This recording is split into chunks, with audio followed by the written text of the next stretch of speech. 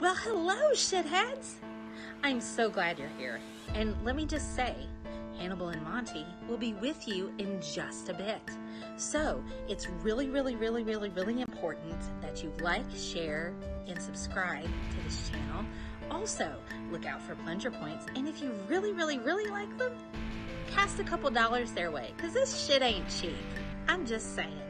Enjoy, and thank you for being here.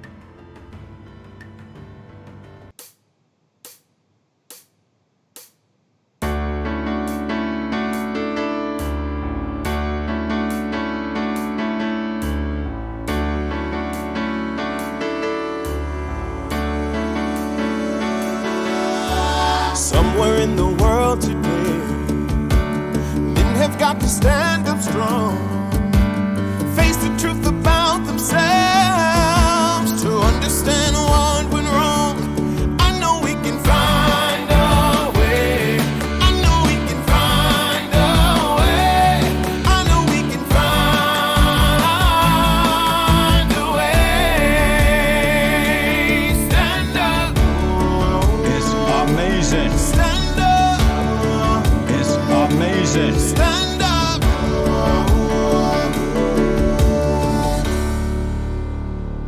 Beta baby.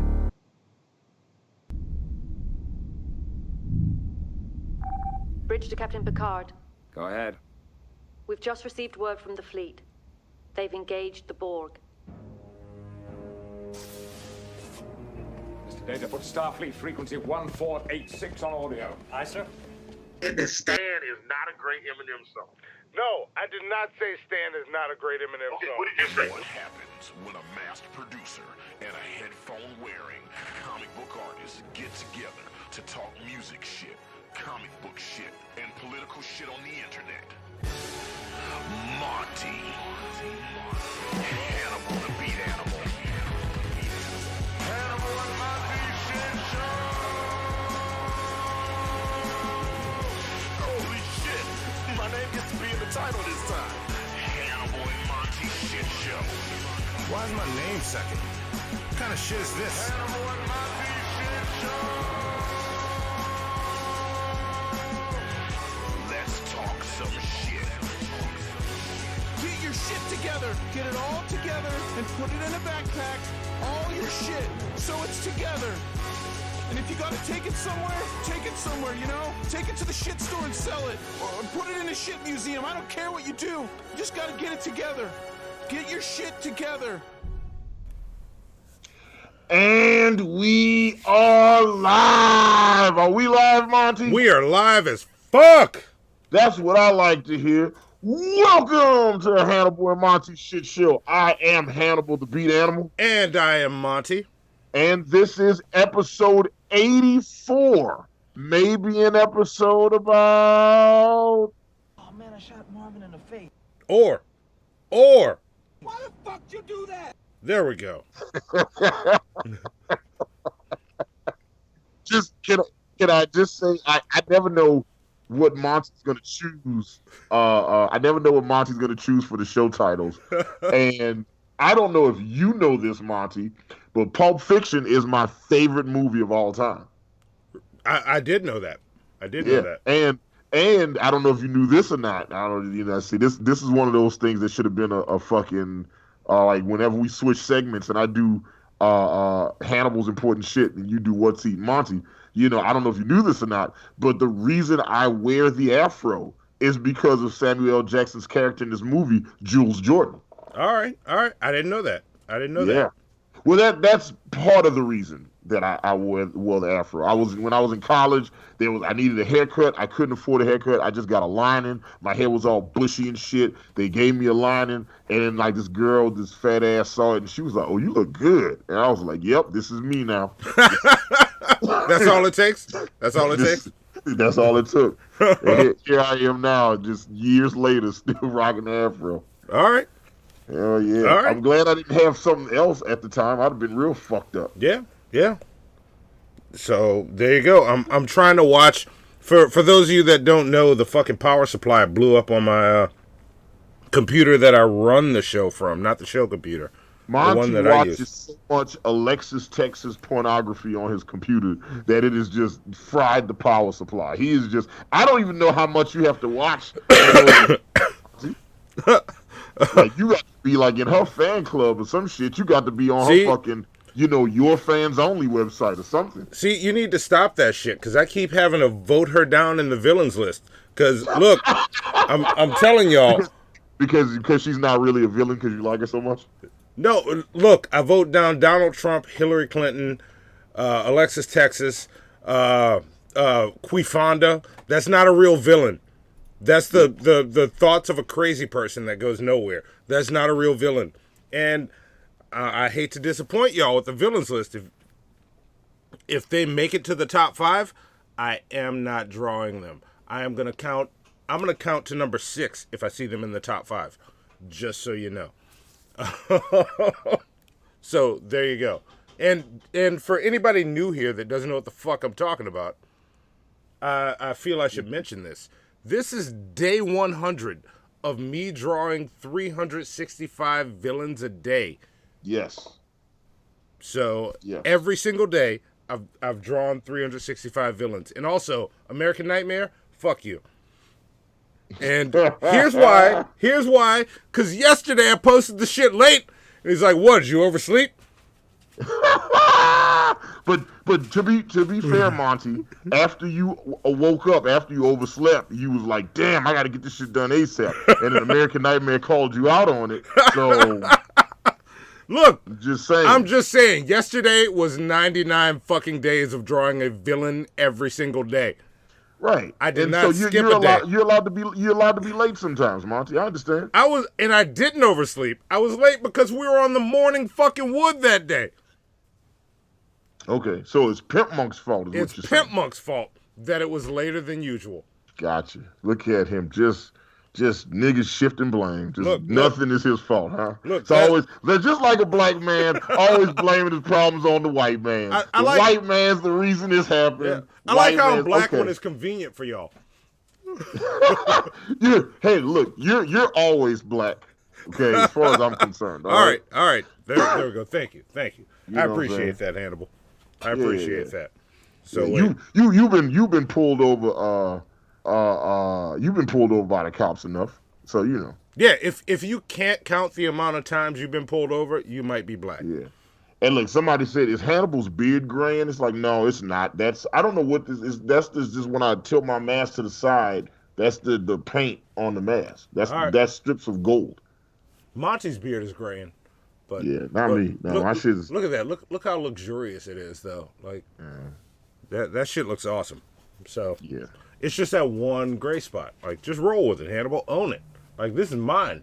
Like, I'm not there yet. You know what I'm saying? Like, I got so because of all of the slavery and whatnot that happened, in my family's, bloodline. Like, instead of me growing grays on the ends, like on my tips are growing red instead of gray. All right. Yeah. So, thanks, slavery.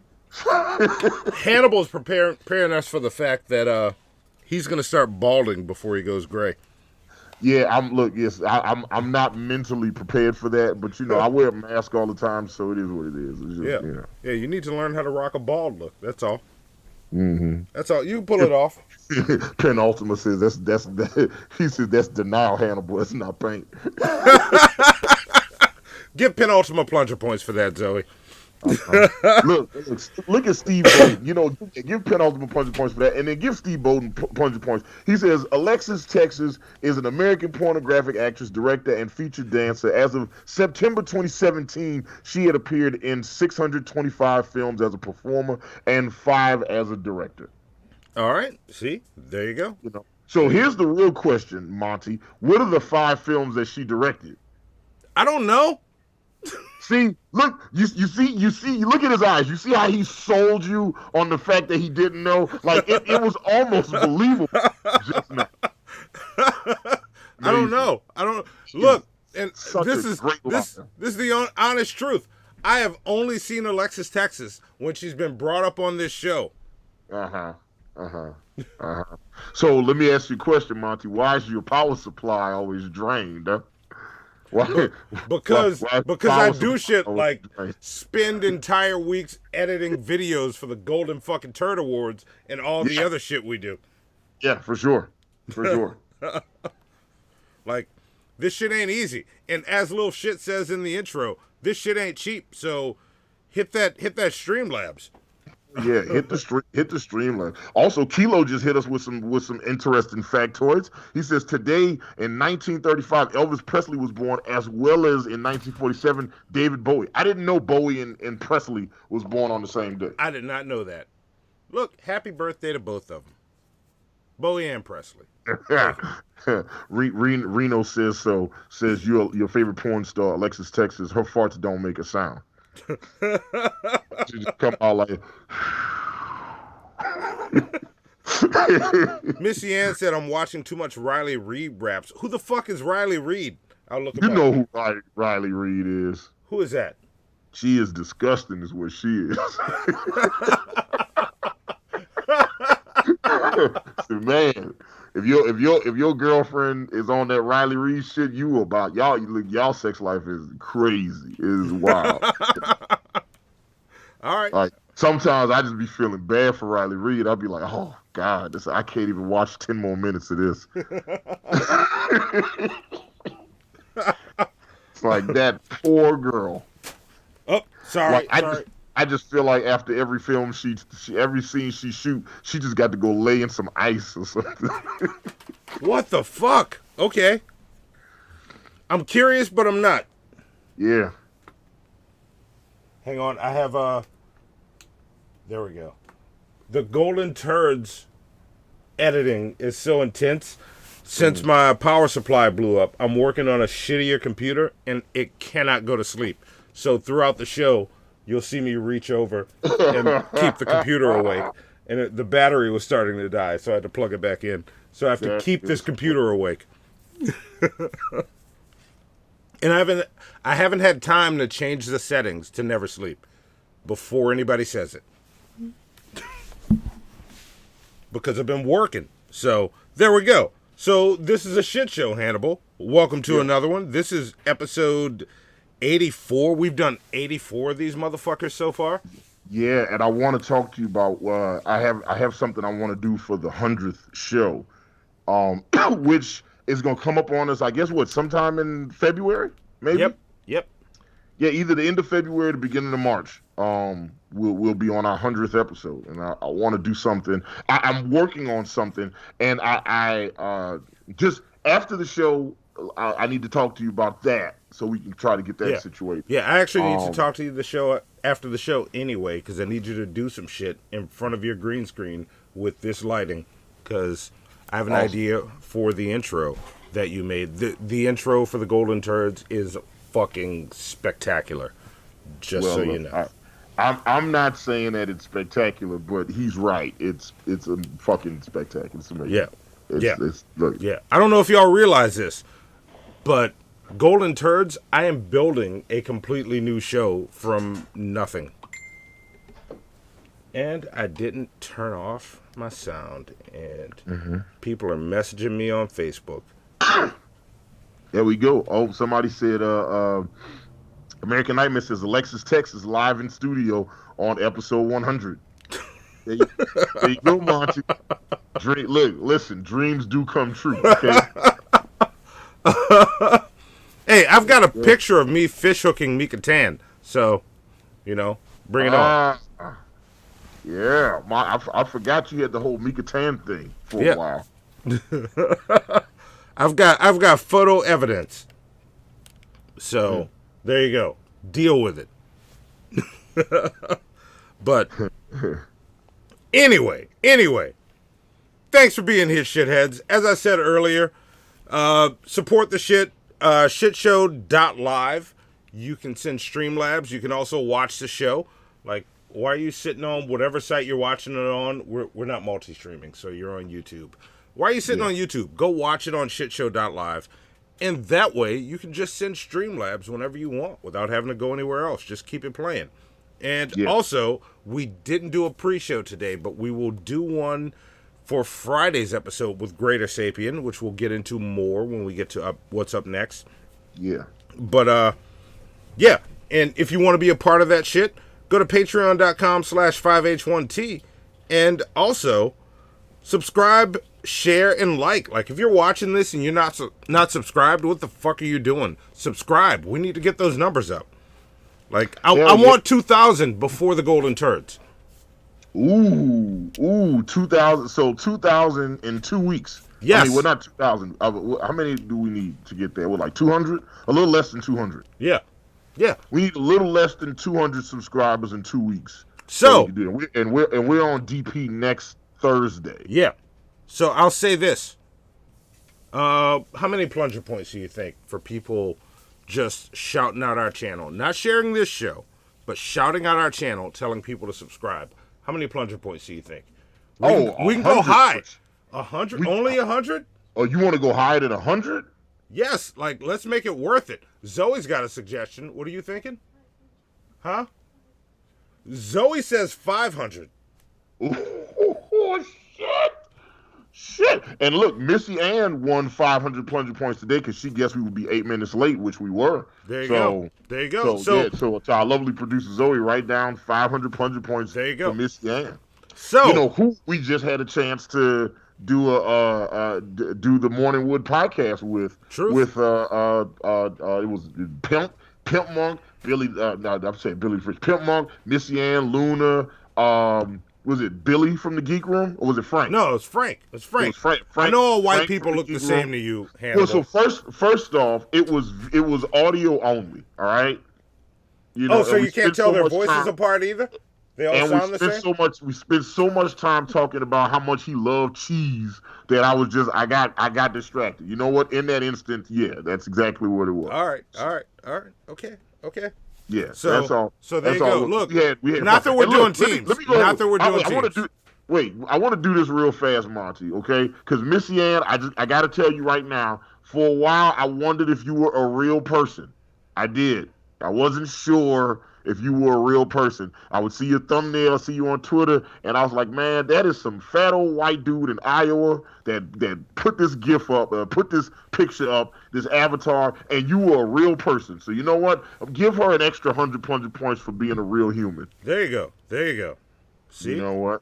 And I'm willing to give out plunger points for real humans. And look, if you a Russian bot or a Chinese bot or whatever, I give you plunger points too. You can't use them for nothing, but that's fine. Yeah. You're too late to win shithead of the year. So, but Russian bots, share it. Like, have fun. Like, bring them in. I don't care. We white peeps do all be looking like Justin Bieber. Like, give him Dubois plunger points for that. Some of you also look like Randy Orton from wrestling, right?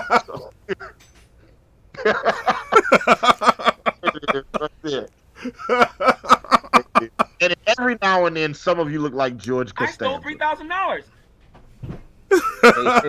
That's from Penn. He says, I watched that damn Keanu Reeves movie again to refresh my memory. Shit. Y'all better have that discussion about what the hell that movie was about. Look, I'm going to go ahead and say it right now. How many what were we giving 1,000 plunger points? Yeah. Or 500. 500. Oh, 1,000 for that. Yeah. Like anybody who can watch, what's the name of the Keanu Reeves movie? I don't remember what the fuck it's called. I don't remember. But we are going to have that discussion before the Golden Turds. I don't know what your schedule's like, Hannibal, but we got to figure that out. We have to do it before the Golden Turds so that those points go to these people before the Golden Turds. Because competition is going to be tight. Zoe and I are still looking to see who actually got those 10,000 plunger points. We're like CSIing it. Like we're going. We got the guy going, can you increase the resolution on that? Which is a thing you can't do. But we got a guy that's like, yeah, like, let's see. You know, but we're doing all that shit. Gift, Lake House, my own private Idaho, The Watcher. So wait, race replicas? Replicas was No, trash. It wasn't replicas. What was it called? It was called, damn, what's the name of the fucking movie? Now I don't remember what it was called. Exposed. Yes. Exposed. That's the one. That's the one. Exposed. Anybody that, and look, we have this challenge going, 1,000 plunger points to anybody that can watch Exposed and explain to us what the fuck that movie's about. Yeah. If you can explain that movie to us, you will get 1,000 plunger points. And here's the thing. When we do this live, it's going to be a live stream. It'll be, first, patrons only. Y'all get to jump in and watch. But if you want to watch, you've got to prove to us that you've seen this movie, and we will let you in to the private Patreon live stream. And let you come in and talk. Yeah. Oh, yeah. So, there you go. That's coming before. Penultimate said that movie hurt him.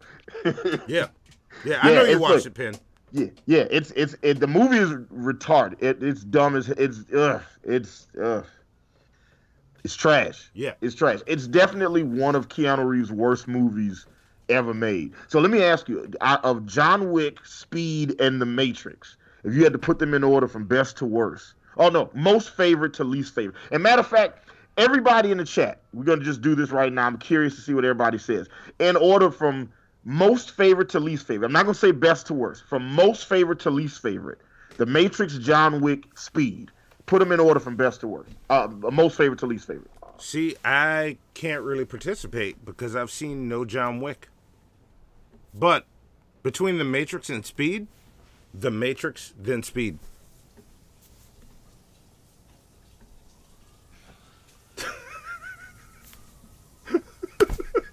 So you gonna already start with the bullshit, huh? Just right off the rip, huh? We just already okay. Good to know. Right out the gate. We starting with the dumb shit. I haven't seen any John Wick. That I okay. See, now I want to change my what's eating Hannibal to this moment right here. Fucking, let's take it to the chat. Penultimate says John Wick first, then The Matrix, then Speed. American Nightmare says John Wick, Matrix, then Speed. Papa Het says Matrix, John Wick, then Speed. Okay, and see, I think that would be my order: Matrix, John Wick, then Speed. LA Anime says John Wick, Matrix, then Speed. Okay. Let's see. 1K says Matrix, John Wick, then Speed. All right. 1K, I see you. Everybody that agrees with me, I'm giving y'all plunger points. Danny Listener, Danny Listener says Matrix, Wick, then Speed. So everybody agrees that Speed is last. And I see Jeff Holiday in the chat. He said Matrix, Wick, and Speed, or Wick, Matrix, Speed. Sorry. Yeah. He said Wick, Matrix, Speed. And you know what? Give Jeff Holiday an extra set of plunger points for using the greater than sign to do that. Yes. Look at you making me remember math. Yep. And look, Jeff, we're going to be talking about you later because there's a thing coming up where we have to mention you, and you'll be mentioned on the Golden Turds too. So Yes. So yeah, stick around for us. Let's see what else we got. Matrix, Wick, Speed from Danny Lisner. Penultimate says Matrix 2 and 3 don't count. No, they don't count. John Morgan says original John Wick, The Matrix, and then Speed. Okay. American Nightmare says Monty, I'm disappointed in you. Yeah, and we like look, listen. This is the struggle I deal with Monty all the time. I'll make a reference to a movie that's like a pop culture phenomenon, and Monty's like, I've never seen that shit. Yeah. Is he disappointed with me because of that, or because I was late? After drawing 98 days straight of villains, and I was kind of late, but still on day 99 with the last one. But you know what, though? You're like that guy who's like, you know what? I might have raped this one girl, but look at all these women out here I ain't never raped before. Okay? There's like 3.5 billion women on the earth. I only raped one. Y'all need to, look, it's perspective. That's what you did, all right? So like, look, you're comparing being late with art to rape. They rhyme, so why wouldn't they be the same? Do they rhyme? Late and rape, yeah. Also, and ladies, if you get raped and you late, I think you should be able to get rid of that baby if you want to. I mean, you can get rid of that baby if you want to, in my opinion, no matter what. So there you go. Right. Well, yeah, I don't, But anyway, and yeah, Jeff, it's a good thing. Don't worry. Like nothing but good things. Don't be afraid. But hang around. Yeah, I'm trying to figure out where I left off. Also, the Amazon wish list is cleaned up. There's not much there. I didn't get to add stuff. When the Golden Turds comes around, it will be full of stuff we need to upgrade the show to make it even better. So check it then. But still, check it now. Get whatever's up there. Like if you want to share stuff, check our wish list. Or send us random shit to P.O. Box 13013, New Orleans, Louisiana 70185. And also, I never mentioned this, but go subscribe to our other channel, Sweet Halloween and Collard Greens. We haven't done anything on it yet, but we've got more content coming this year. And you'll want to be subscribed there. So you can see if it's stuff you like and you want to go subscribe to that channel, or if it's stuff you don't like. And also we'll be posting clips of the shit show on that channel. So that link is in the description. Also follow us on Twitch, twitch.tv/5H1T show, 5H1T _show. And we'll be doing gaming streams later. That's coming soon. Really soon. I'm working on setting all the shit up for that. So subscribe there. Facebook, facebook.com/Hannibal and Monty. Instagram is Hannibal and Monty. Discord is, the link's in the description. I was about to read that. Twitter is 5H1T show. Snapchat is show_5H1T. So there you go. That's all of our social media. Yes. Yeah. Yes. Yeah. All right. I was in the wrong spot on my dock. See, this works better on the screen. Fucking Golden Turds blew up my computer. Yeah. So I guess now's a good time to get into the first segment of the show. Let's go right into Have You Heard This Shit? Yes. Have you heard this shit?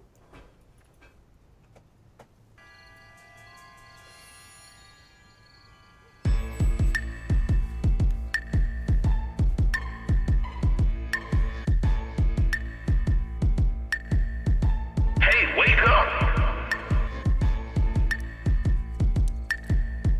Wake your punk ass up.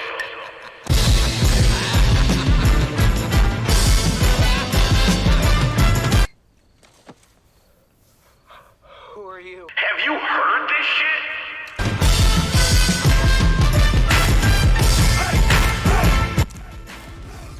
Okay, all right.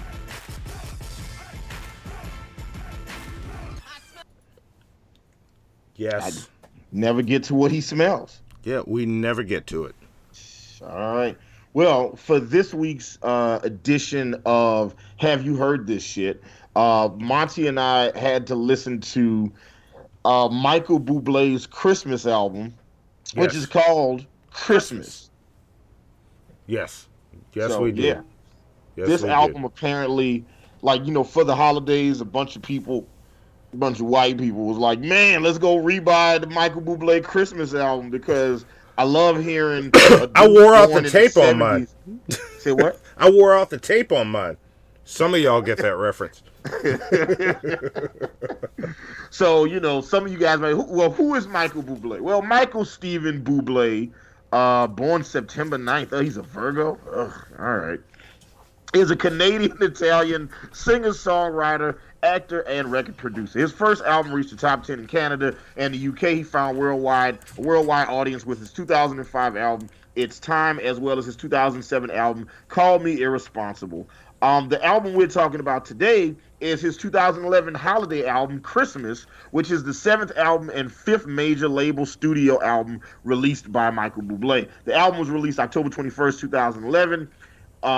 In Ireland, I don't know why and on the 24th in the UK, the 25th in the United States, and it basically became the #1 album everywhere, in all these countries in the world. And then very recently, this year, this album became the #1 album in the country again. So once again, we got to talk about some more fucking. So we got to talk about some Christmas music, and it's a Michael Bublé Christmas.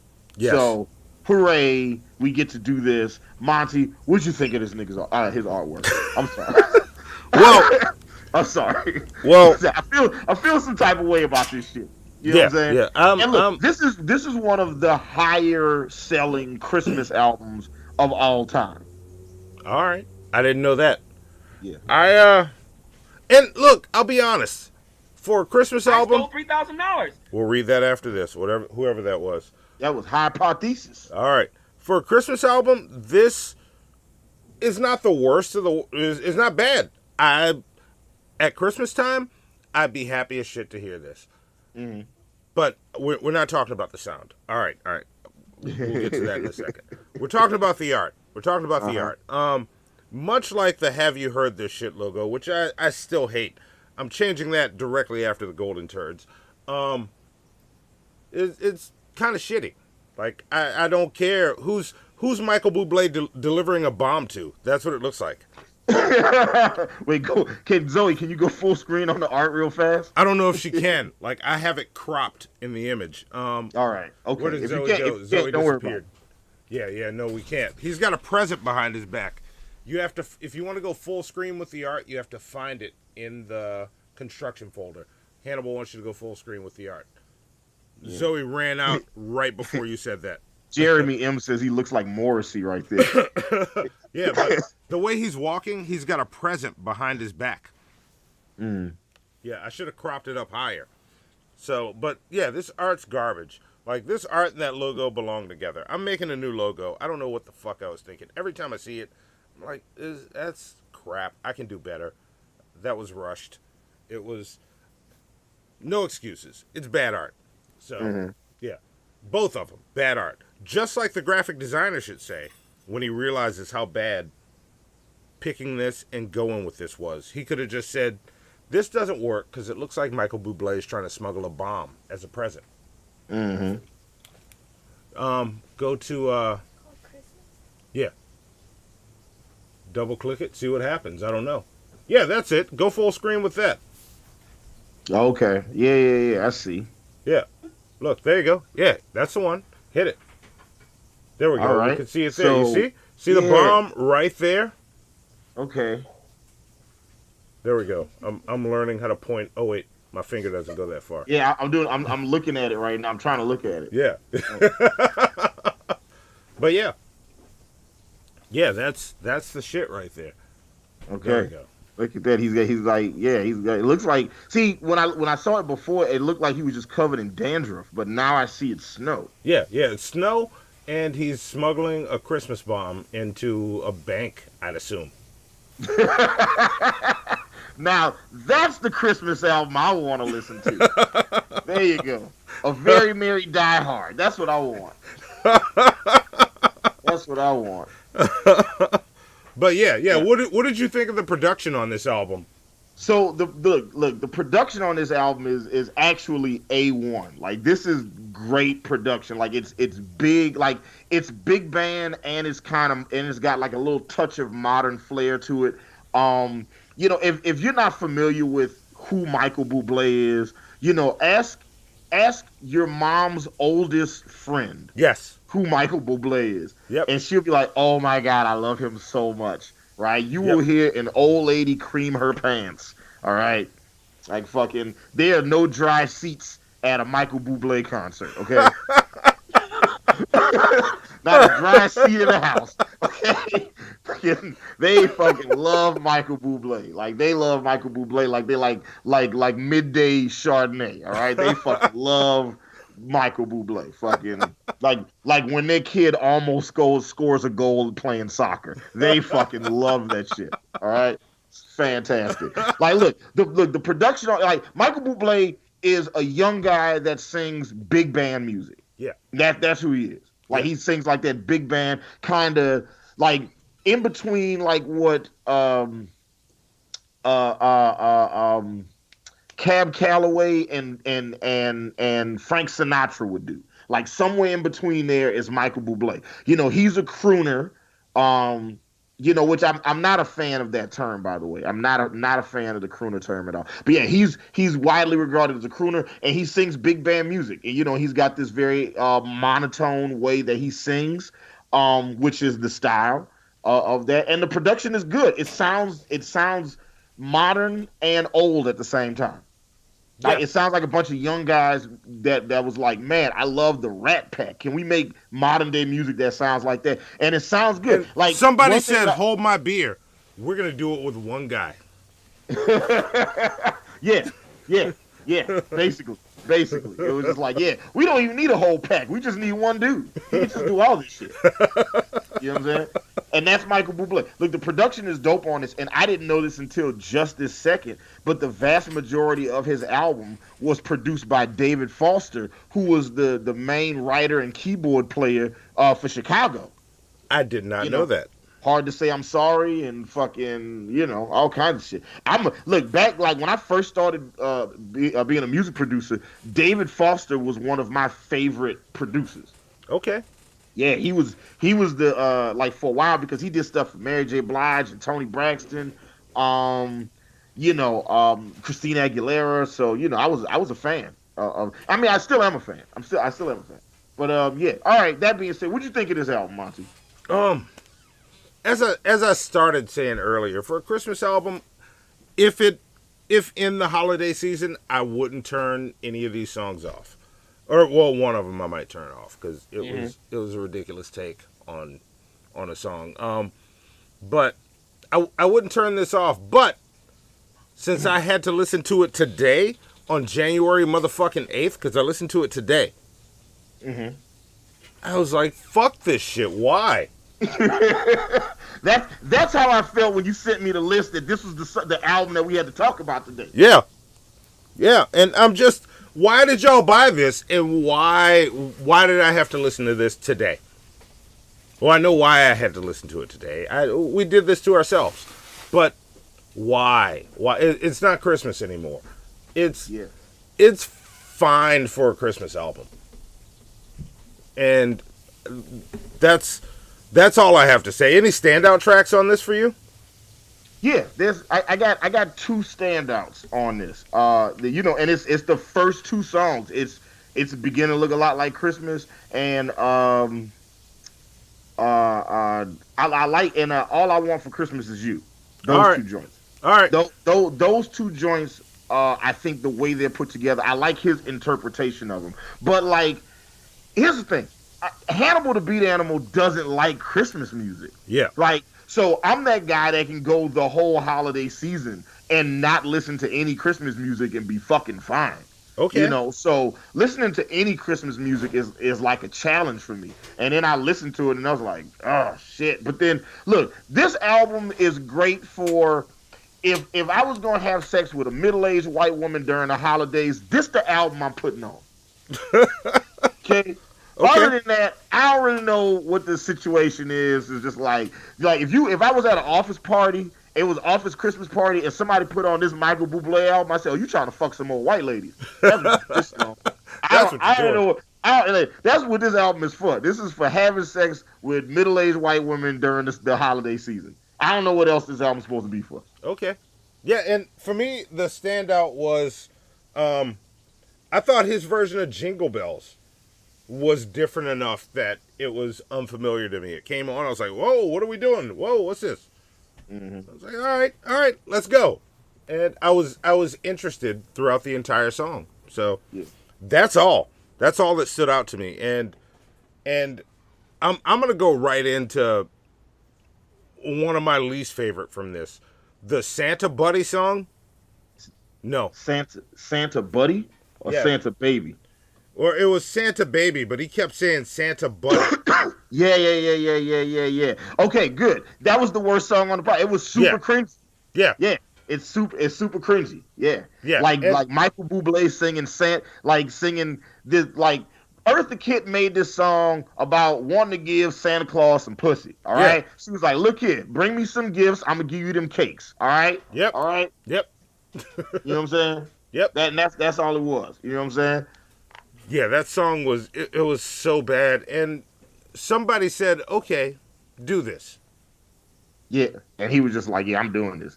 And he did this sexy ass Santa Baby, but it's Santa Buddy. Like, "Hey, buddy," but it still sounds sexy. It's just it sounds like "Hey, buddy, want to fuck?" Yeah, he tried his best. he tried his best lyrically not to sound like that. Like, if Yeah. Michael Bublé was gay, I'd be like, fine, roll with it, do your thing. But he tried his best to make it not sound gay, but it was gay as fuck. Yeah, like not that that's a problem. Yeah. Okay, look, And I'm like, if you're not if- doing what you tried to do.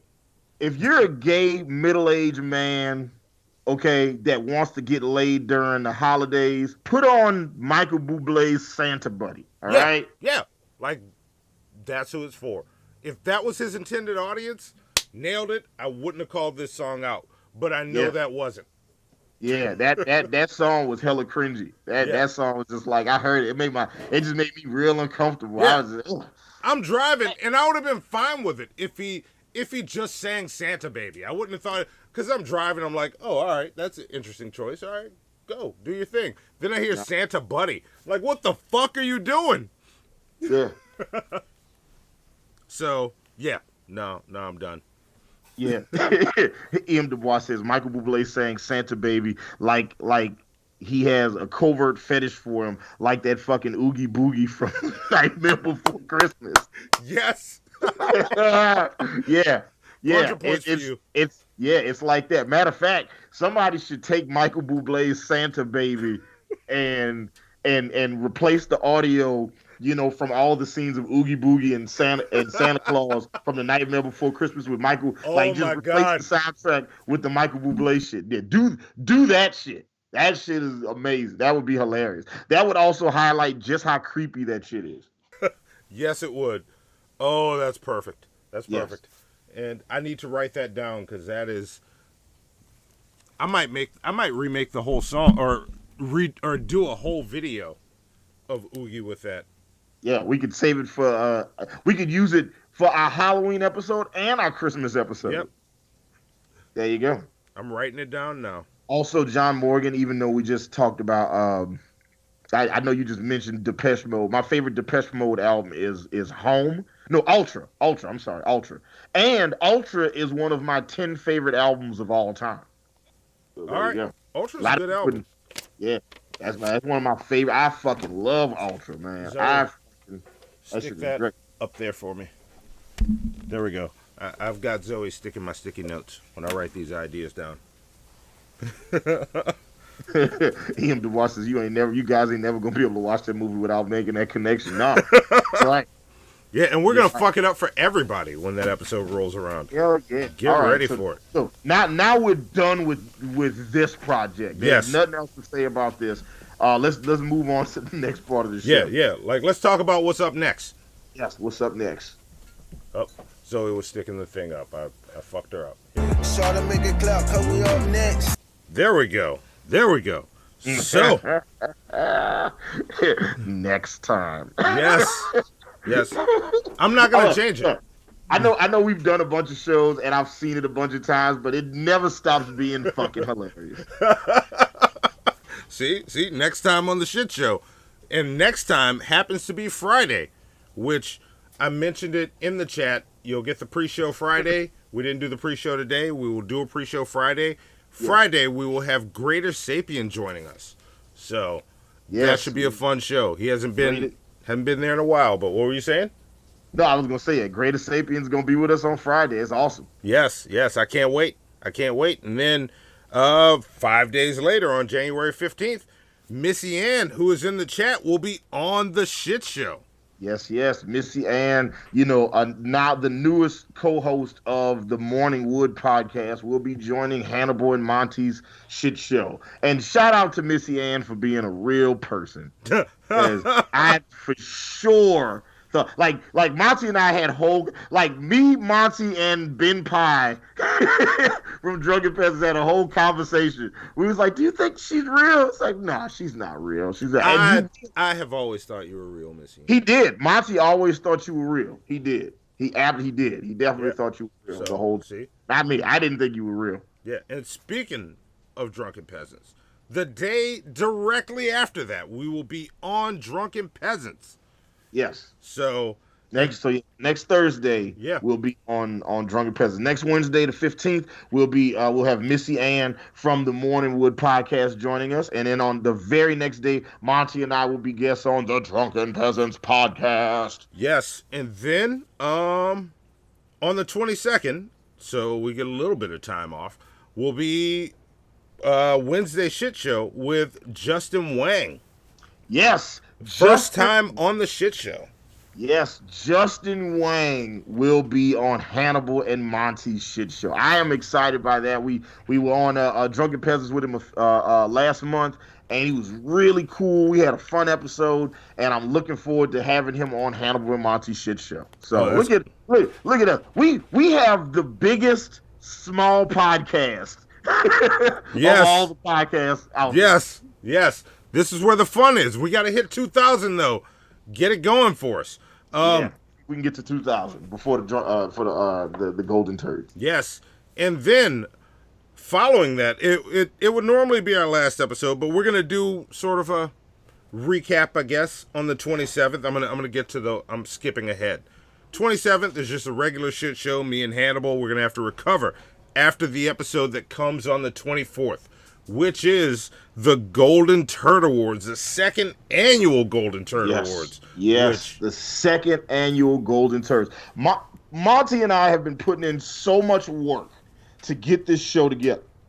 Yeah. And look, last year, Monty and I, how many episodes did we do? 17 episodes? 16? No, the Golden Turds was episode 16 last year. See, so we had only done 16 episodes and decided to do an award show. Yep. Okay? You know how brazen that is? You know how confident, how arrogant you have to be to be like, you know what? I've only done 16 episodes. Doing my own award show. Yep. And we did that shit. And this year we're doing our second annual Golden Turd Awards. It's gonna be bigger, it's gonna be goldener, it's gonna be shittier, it's gonna be amazing. Yep. Incredible. Yes. Yes. This award show is going to be awesome. I am still working on the intro. I plan on finishing that tomorrow, and then a ton of other videos to edit, and a lot of your favorite guests that have been on previous shows will be featured on this episode. It's going to be awesome. Get ready for it. And also, if you want to vote for best episode, Zoe, will you put the best episode link in the chat when you get a second? Not right now. You weren't ready. I saw you weren't ready when I asked.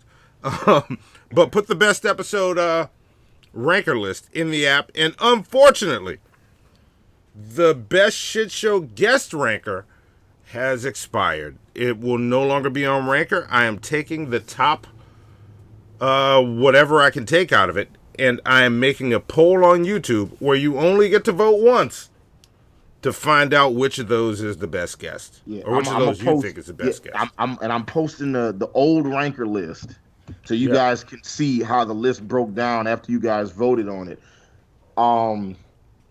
So you guys can see the list of the top 4 or 5 people. I mean, you can see how the whole list broke down. Yeah, and look, wait, before you get that, Hypothesis said he sent to G Labs. Let's read that before we talk about the ranker list. I got you. He says, do either of you have a Dreamcast or GameCube? I know the perfect game to send. I do. I have both of those. I have a GameCube and I have a Dreamcast. See? There you go.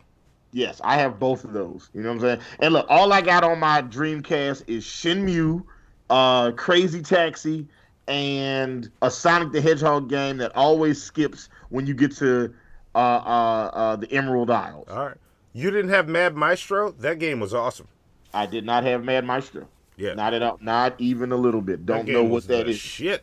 Yes. All right. And Phantasy Star Online was my shit on Dreamcast. Yeah, I wanted to play that super bad. And I was, at the time, I didn't want to do online gaming, especially for RPGs. But now I kind of wish that I did. I feel like I missed out on that. Yeah. So, but yeah, there you go. Had to make sure we got that. So, check them out.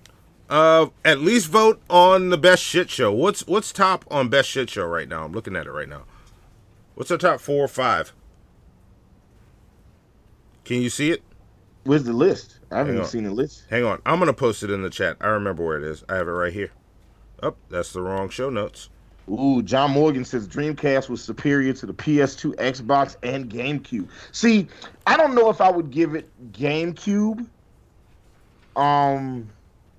because that first Star Wars Rogue Squadron game on GameCube was fucking amazing, and the wrestling games, the THQ wrestling games, was awesome on there too. Here's the thing about Dreamcast, though. Dreamcast was the most easily hackable system of all of them. That's why you liked it. That was the shit. I played almost everything on Dreamcast. Look at this list. Look at all these episodes. Hell Yes. yeah. Yes. What are the top 5? I didn't look at it. I just posted it. Sorry, and this is weird. Okay, so top 5 is episode 41, you got the Audacity. Episode 33, fucking magnets, how do they work? Episode 71, also known as Sea Cows. Episode 65, You're Breaking the Law with G-Man. And episode 64, That's a Lot of Gum. All right. Jeff Holiday. Damn. All right. Jeff Holiday is just in the top rankings of everything that we're doing right now. Who's our tops in show guests? The top show guests, as it's frozen now, is the top. We're doing top 5, top 4. Yeah. Go top 5. What are the top 5? Okay, top 5 is Scientist Mel is number 5. Okay. Jeff Holiday is number 4. Damn. And Billy the Fridge is 3. Pimp Monk is 2, and Ben Pie is 1. Damn. All right. You So know, there we go, and that'll all go up for vote on this YouTube channel. And you know what? Hold on, before we even, because me and Monty, which way do I look? There we go. Me and Monty got a bone to. We got some shit we need to deal with. Matter of fact, Zoe, play my motherfucking theme music. Play don't even let this nigga ask me no questions. Just go right into What's Eating Hannibal, because me and Monty got to talk. We got to have a heart to heart right now. Oh okay? shit! All right. Well, fine. Let's go. Owen and Brett, we need to have a heart to heart right now. Okay. Some bullshit. Let's go. Bring it on. Often imitated but never duplicated. Yeah, that's it. OG, original gangster, original gangster, original gangster.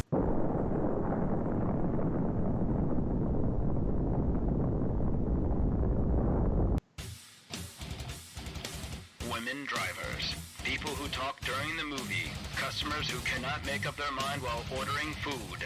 They shit on LA, they shit on Chicago, they shit on Miami, they shit on New Jersey. New Yorkers, Atlanta Falcon fans, possibly people from Alaska. They hate Canadians, they hate the South, they hate the rain, they hate the snow, they hate murder, they hate crime, they hate fucking everything. They hate the Knicks when they're winning, they hate the Knicks when they're losing. Indecisive morons, blithering idiots, humans. These people have formed a burning question. What is grinding Hannibal's gears?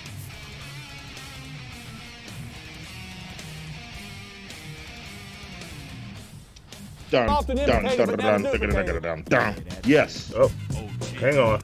There we go. We're having some flubs. That's okay. All right. That's all right. We're on it now. That's all right. Working it out. There we go. I didn't know if anybody could see that but me. But then I was like, I just saw everybody else saw that too. So it's all good. Yeah. Okay. So here we go. Now let's get right into this fucking What's Eating Hannibal. All right. So as we stated just now, the ranker list for best shit show guest of the year, right? Yeah.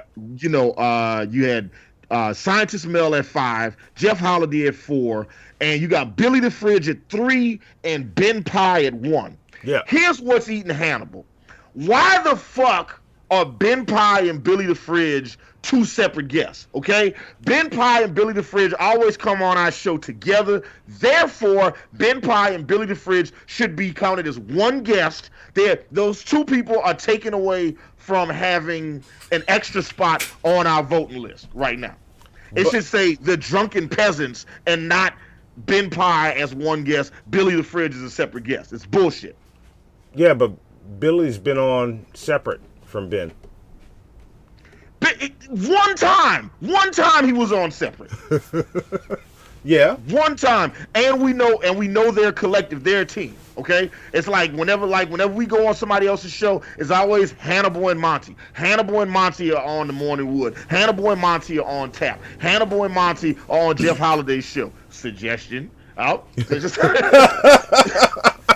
know what I'm saying? It's just like, but you know, we're a team, we're a tandem. We're like the Dudley Boys or the Legion of Doom. You know what I'm saying? Yeah. And that's what they are. They are fucking Shawn Michaels and Marty goddamn Jannetty. Okay? They're a fucking tag team. Or maybe they're like Shawn Michaels and Triple H, who were both part of DX.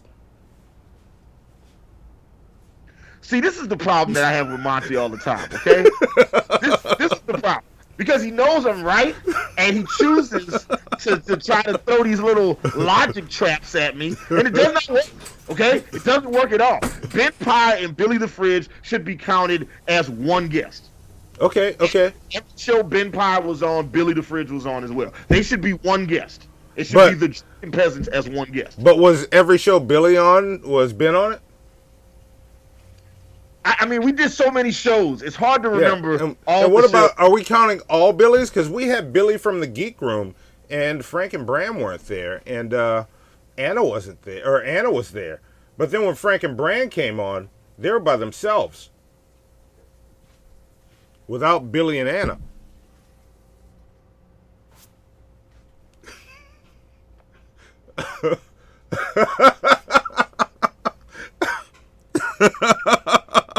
Make sure it's going right at you.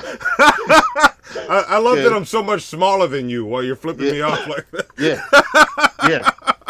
And you see, this is the issue right here, because Monty, okay, you know, he performs these mental gymnastics, all right, all the time, so he cannot be wrong in these arguments, okay? Just being like, you know what, Hannibal, you got a good point. You know what I'm saying? It makes sense. But instead, he's like, no, I got to fucking do these flips and shit so I can be right. And I'm like, no, man, you're not right in this one. You wrong, bro. Okay? Ben and Billy should be counted as one guest. They should be the Drunken Peasants. They're a team. They're a fucking tandem. All right? But I'm just saying. Look, Alicia just said in the chat, give her 100 plunger points. Hannibal and Monty sell themselves as a package deal. Ben is tied together to two different shows, Ben and Pimp and Ben and Billy. How do we deal with that? Because Pimp's been on the show. Should I do Drunken Peasants and Tap?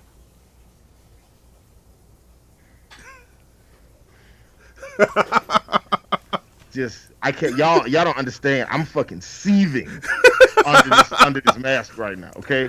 I am fucking living under this mask, okay? See, I'm just saying. And look, Luna's in there. Luna and Red Eye. Are they the Morning Wood? Yeah, they're the Morning Wood. So we should just combine them.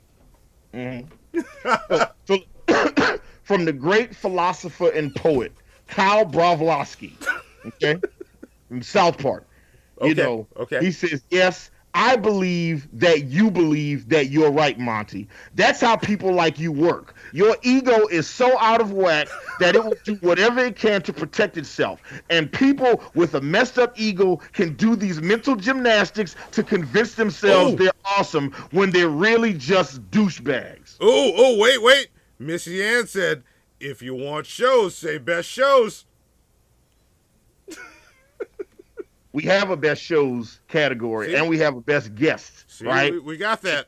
And Ben Pye and Billy the Fridge. Ben Pye and Billy the Fridge are one guest, not two guests, okay? They're one guest. LA Anime is like, wait, so I'm not up for best guest? Yeah. LA, look, you know what? I'm sorry. You know what, LA Anime? You would be up for best guest if those two weren't taking up two separate spots. That's like Monty being like booking a seat on a fucking plane and being like, each one of my dreads gets its own seat. No, nigga, that's not how this shit works. Okay? So you're saying Ben and Billy count as separate dreadlocks? Yes. They're the same. They're all part of your head, nigga. They all go together. That's the point I'm trying to make. That's what's eating Hannibal, all right? They all should go together. They shouldn't be taking up two spots on the goddamn list. They should only be one spot on the list. That's it. That's what's eating Hannibal. Move on to the next segment before I get pissed off. Before I flip it over. Unbelievable. Unbelievable. So, just like that, huh? Just like- Zoe keeps walking out at the wrong time. Here we go. Fair foul. Let's hit it. Let's get like the fair foul. Yeah. How big are your balls? Okay, Mr. Rashid. Are they ready for the truth? Yes, they're ready for it. Just love it. And how do they hurt us? Because they love Phil. We don't need to give any time to that mess, do we? We're talking about deliverance. See, I'm talking, so many people out there are captives. And I'm talking about homosexual lifestyle. I was delivered from something like that. I was a prostitute for over 30 years. I sold my body on the street corners. See, I can talk about that sin. Hallelujah, because see, I was wrapped up, tied up, tangled up. And I loved it when I was doing it. Hallelujah, God came and purged me.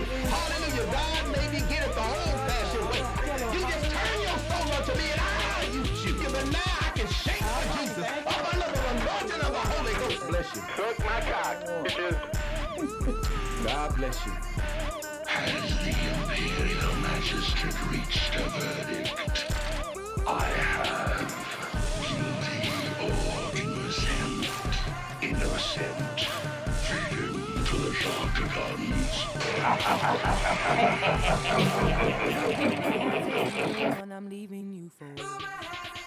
There we go. Yes. There we go. Yes. So yes, I yes. see people already calling foul on you.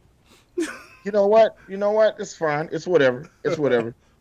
It's whatever. Like, look, we just have to agree to disagree that you guys are all wrong, and that's just what it is. It's like look, Ben Pye and Billy the Fridge should not be taking up 2 spots on that list. Anyway, so the way fair foul works, if this is your first time watching Hannibal and Monty Shit Show, first things first, we have 58 people watching, and we got 50 likes. Let's go ahead and make the amount of likes match the amount of people watching the show live. So if you haven't already clicked like, then go ahead and click like. If you haven't subscribed to the show, go ahead and subscribe to the show. You automatically get 100 plunger points just for subscribing. You get 25 plunger points for sharing this on your social media. So every social media profile you got, share it, and then you share it on Facebook. That's 25 plunger points. Share it on Twitter. Share it on Instagram. Share it on Snapchat. Tag us in it, and you get 20. You can like that's the only way you guys are gonna catch up with Mike and Penultimate and Lord Jamarcus and Hypothesis, because these motherfuckers, man, Mike just be on everybody's ass. But also keep in mind, I am working on a way that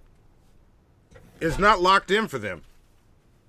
Plunger points will be a thing on the Golden Turds. Only on the Golden Turds. We're throwing out more so that y'all can get up there. But you got to get up there if you want to be in the running for Shithead of the Year.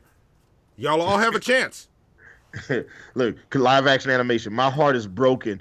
I didn't want to become a scorned black woman, but my feelings are hurt. All caps, exclamation points. That's because the spot that she could have gotten isn't available because Ben Pye and Billy the Fridge are too separate. Oh, is that how it is? Is that how it is? But that's how you made it. So there it is. And I'd like to also point out that Monty made the decision unilaterally. Okay, so it's not a group decision. Hannibal was not included. So it was just and Monty Shit Show. Just want y'all to know. Damn. Anyway. Damn, Hannibal just threw me under the bus. No man. Look, all you gonna do is just fucking hulk out and just grab that shit. I see how it is. No, rankerless seem to be the way to go. You can vote people up and down.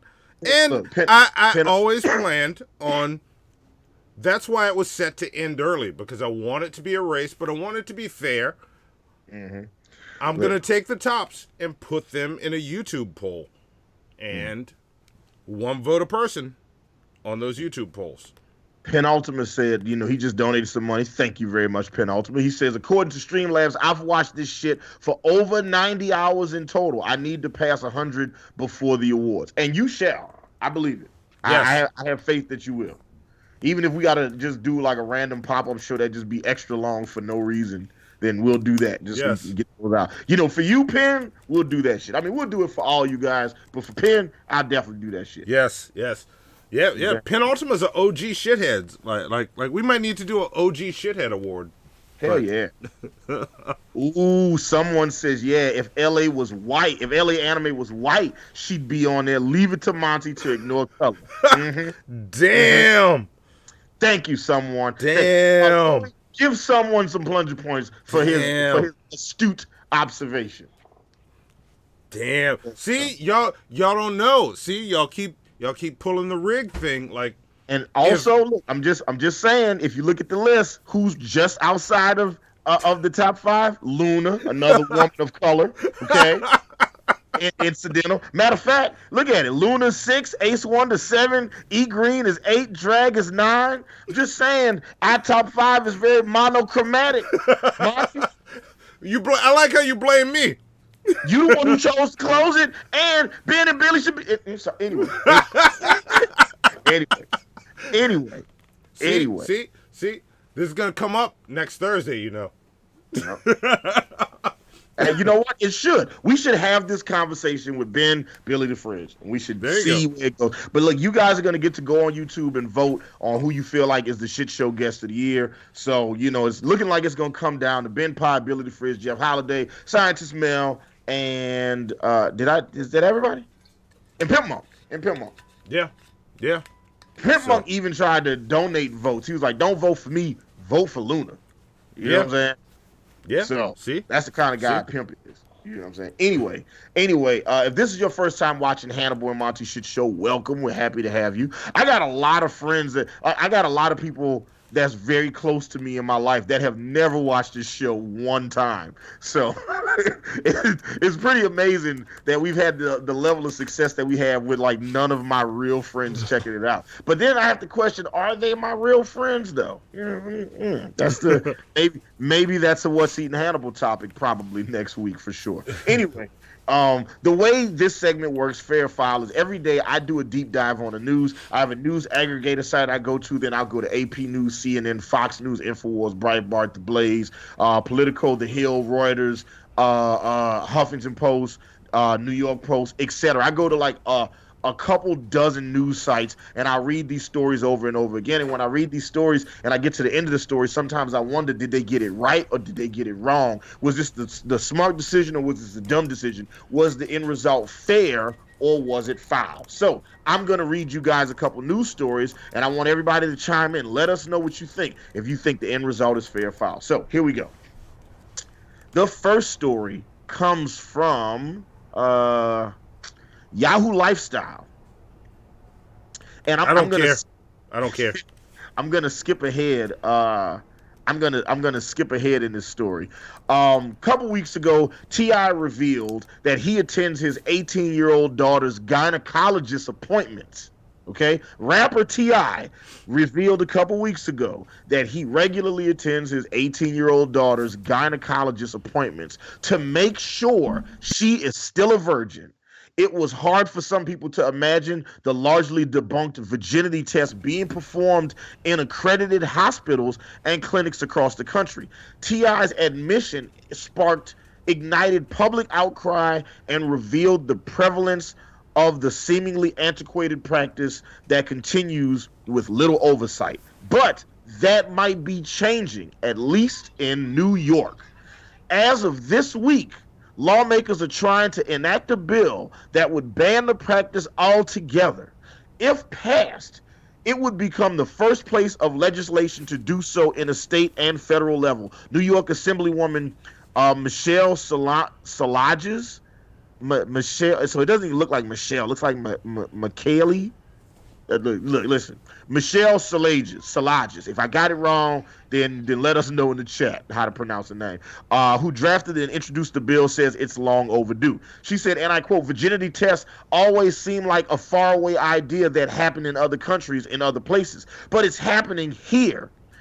She said she was outraged when T.I. made headlines, so she submitted legislation on the state level to ban the practice of virginity exams and also prevent doctors from engaging this unscientific, non-clinical practice.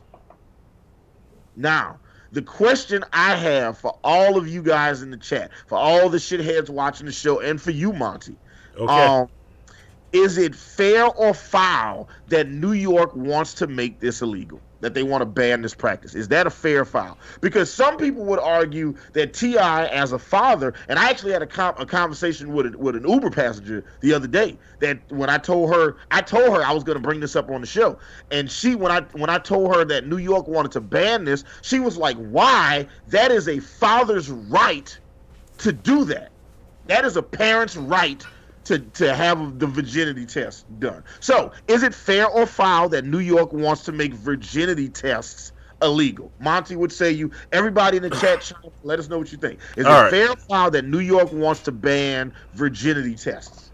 Okay, fair or foul that New York wants to ban virginity tests. Zoe, if you don't want to hear me talk about like dad stuff that might be embarrassing, you can leave. I'll just say, hey Zoe, when I'm done. I'll say it louder than I'm talking. But it's fair that they want to ban them. And it is not my right to know what my daughter does with any part of her body. It's not. It's a whole person right here.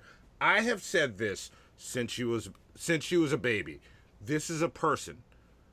As she learns to do things, she's in control of that. If she's not responsible enough to handle that, I teach her to be more responsible with it. It has always been her body. It will always be her body. I have no right to it. No one has any right to your body that is not you at any fucking age. Mm-hmm. Hands down, prove me wrong on that. Nobody has any right to your body at any age if you don't want it. So, yeah. Fuck them. That's where I stand. All right. Okay. Well, let's take it to the chat. And I know this is a topic that we've already kind of talked about, but you know, I'm curious to see what everybody is. See, I hope Hannibal is talking about Kenny G. Who was that? That was a news hound. Fuck news hound. All right, fuck that guy. News hound and Michael Bolton. What the fuck, dude? Yeah. Let's see. All right. It's a Jeremy M says, don't care.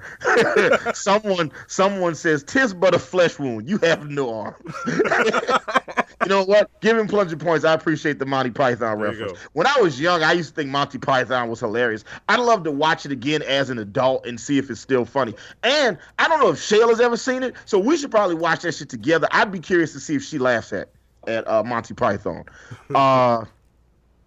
Let's see. Luna says virginity tests are sickening with a disgusted face emoji. Spec says fair that New York wants to ban it. The Cinephiliac says fair, New York wants to ban it. Luna says fair, New York wants to ban it. American Nightmare says fair, but with the amount of salt in the AM, afraid Hannibal will turn. Wait. Hold on.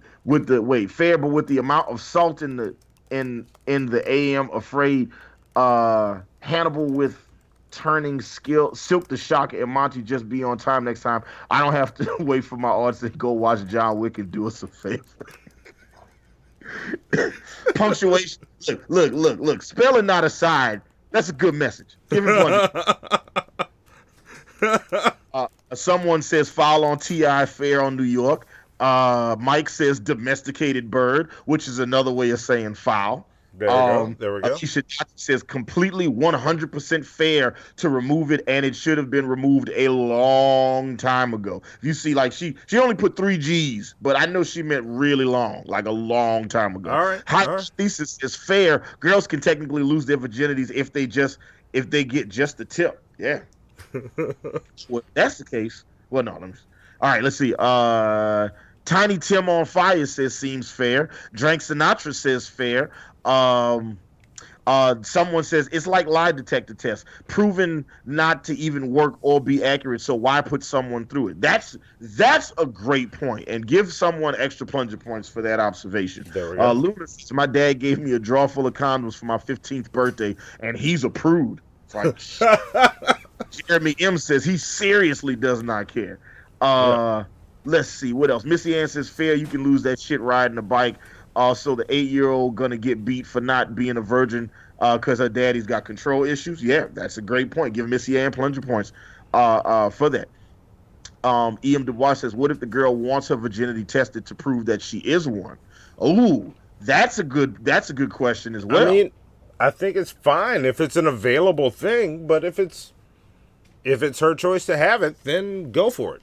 Yeah, look, is her vag her choice? All right, I'm not telling you what to do with. I don't have one. I don't know what it's like to walk around with one. So, you know what I'm saying? Look, listen. You get periods once a month forever. I mean, for like way too long. So like, look, like, and I've seen the pain that some women have to go through with that shit. So look, I ain't telling you what to do with your vagina. That's on you. That's your uterus. You decide what you want to do with that. Yeah. Let's see what else we got. Drake Sinatra says that's fair than a motherfucker. Monty says, Monty is right. How do I get unbaptized?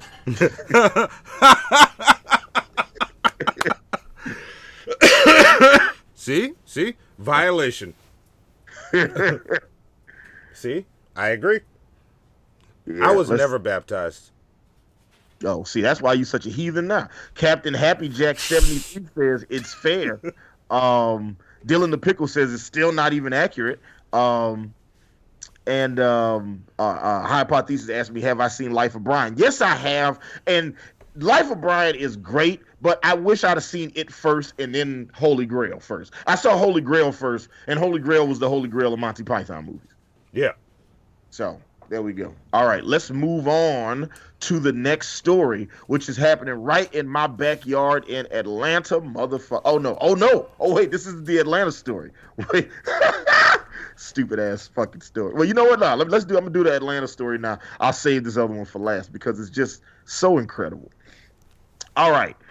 This story comes from WSBTV.com.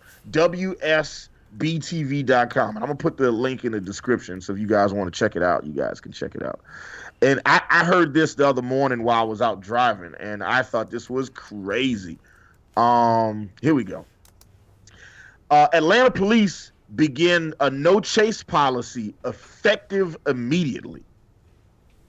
All right? Atlanta Police Chief Erica Shields sent out a department-wide email notifying officers that the department will no longer chase suspects. Police Chief Erica Shields cited the risk to the safety of the officers and the public for each chase, saying, and I quote, knowing that the judicial system is largely unresponsive to the actions of the defendants. This change came after last month's deadly crash that killed 2 men. And basically it was a police chase. The police was chasing after somebody.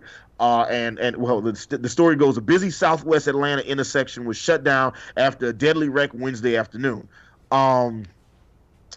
Police said that they attempted to pull over a driver who was wanted for carjacking, but the driver refused to stop and drove through the intersection, slamming into another vehicle. 2 men in the car that was hit were killed. Police said they were innocent bystanders. The collision caused a chain reaction crash with other cars at the intersection, minor injuries, blah, blah, blah. That's what happened. So the police tried to pull these people over. The dudes ran. Cops went after them. There was a crash, and some innocent people died. And because of that, the Atlanta police chief has now passed a law where in instances like that, the police are not allowed to chase you.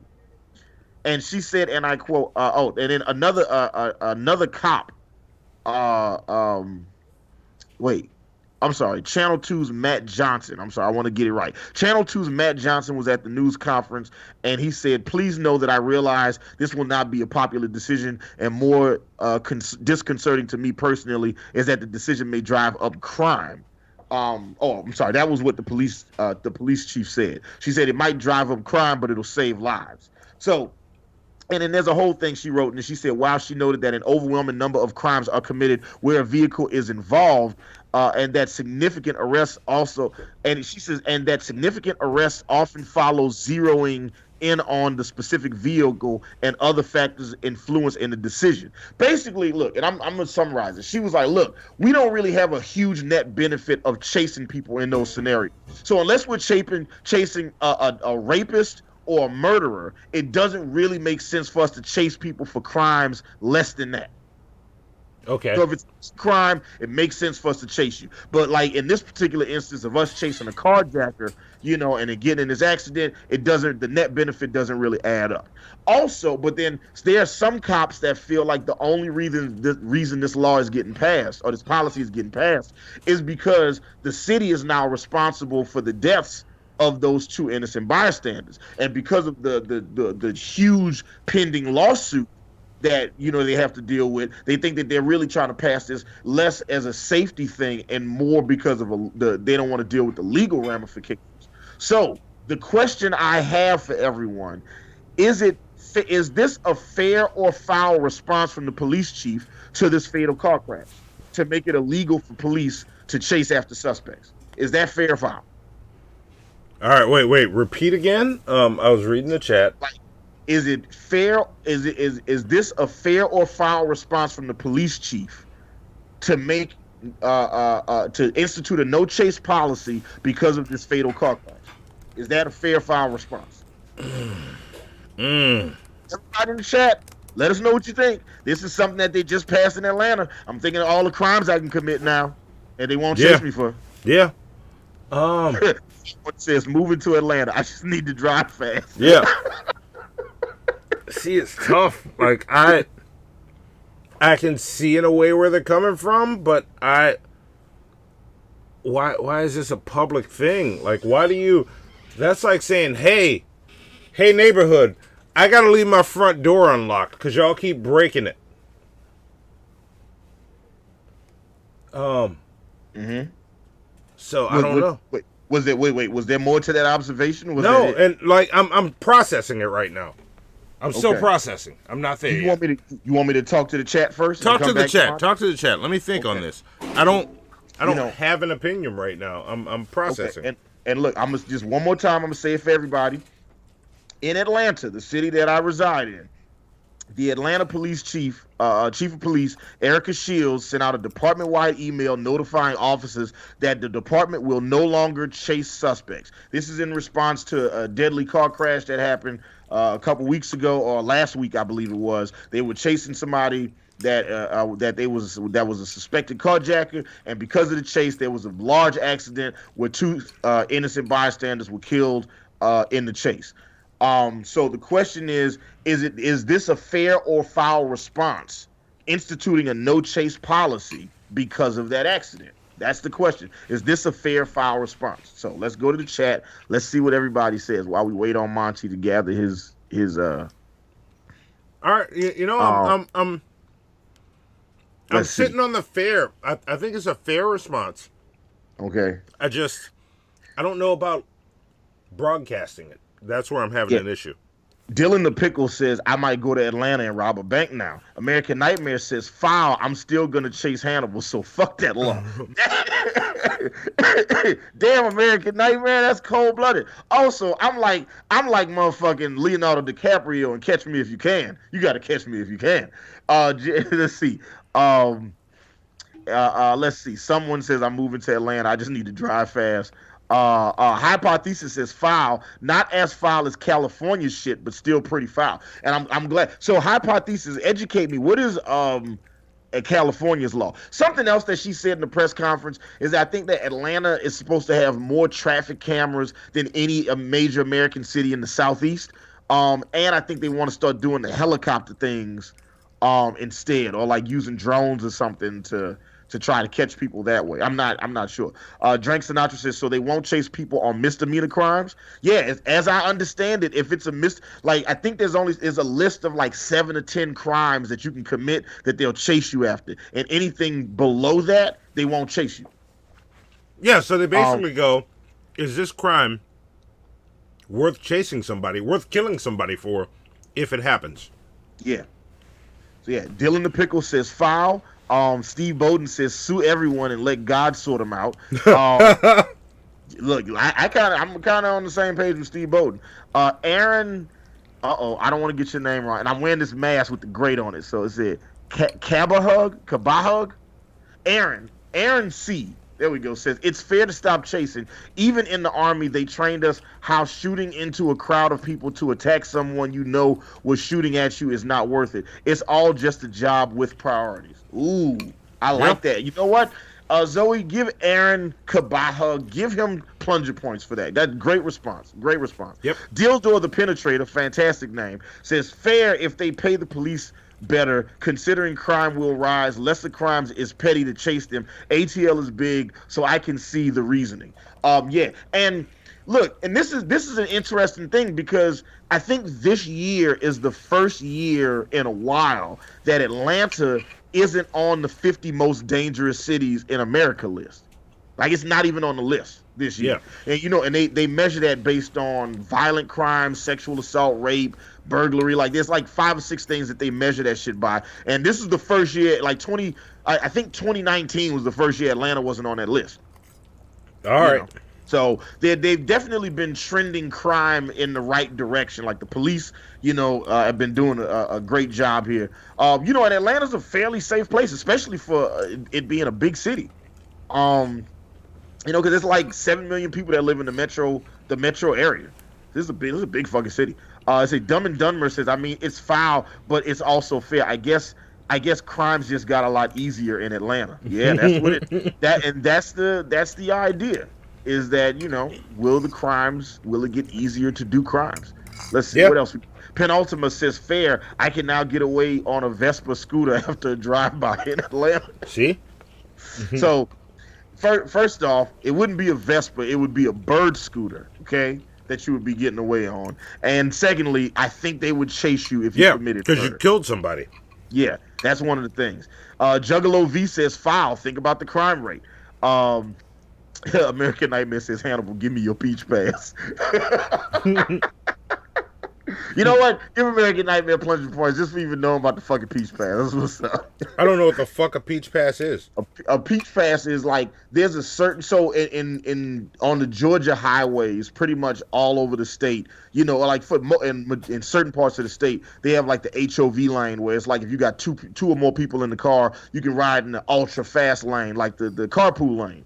But in Gwinnett County, Georgia, these fuckers make you buy, Gwinnett and Cobb County, I think, you got to buy the right to ride in that lane. Wow.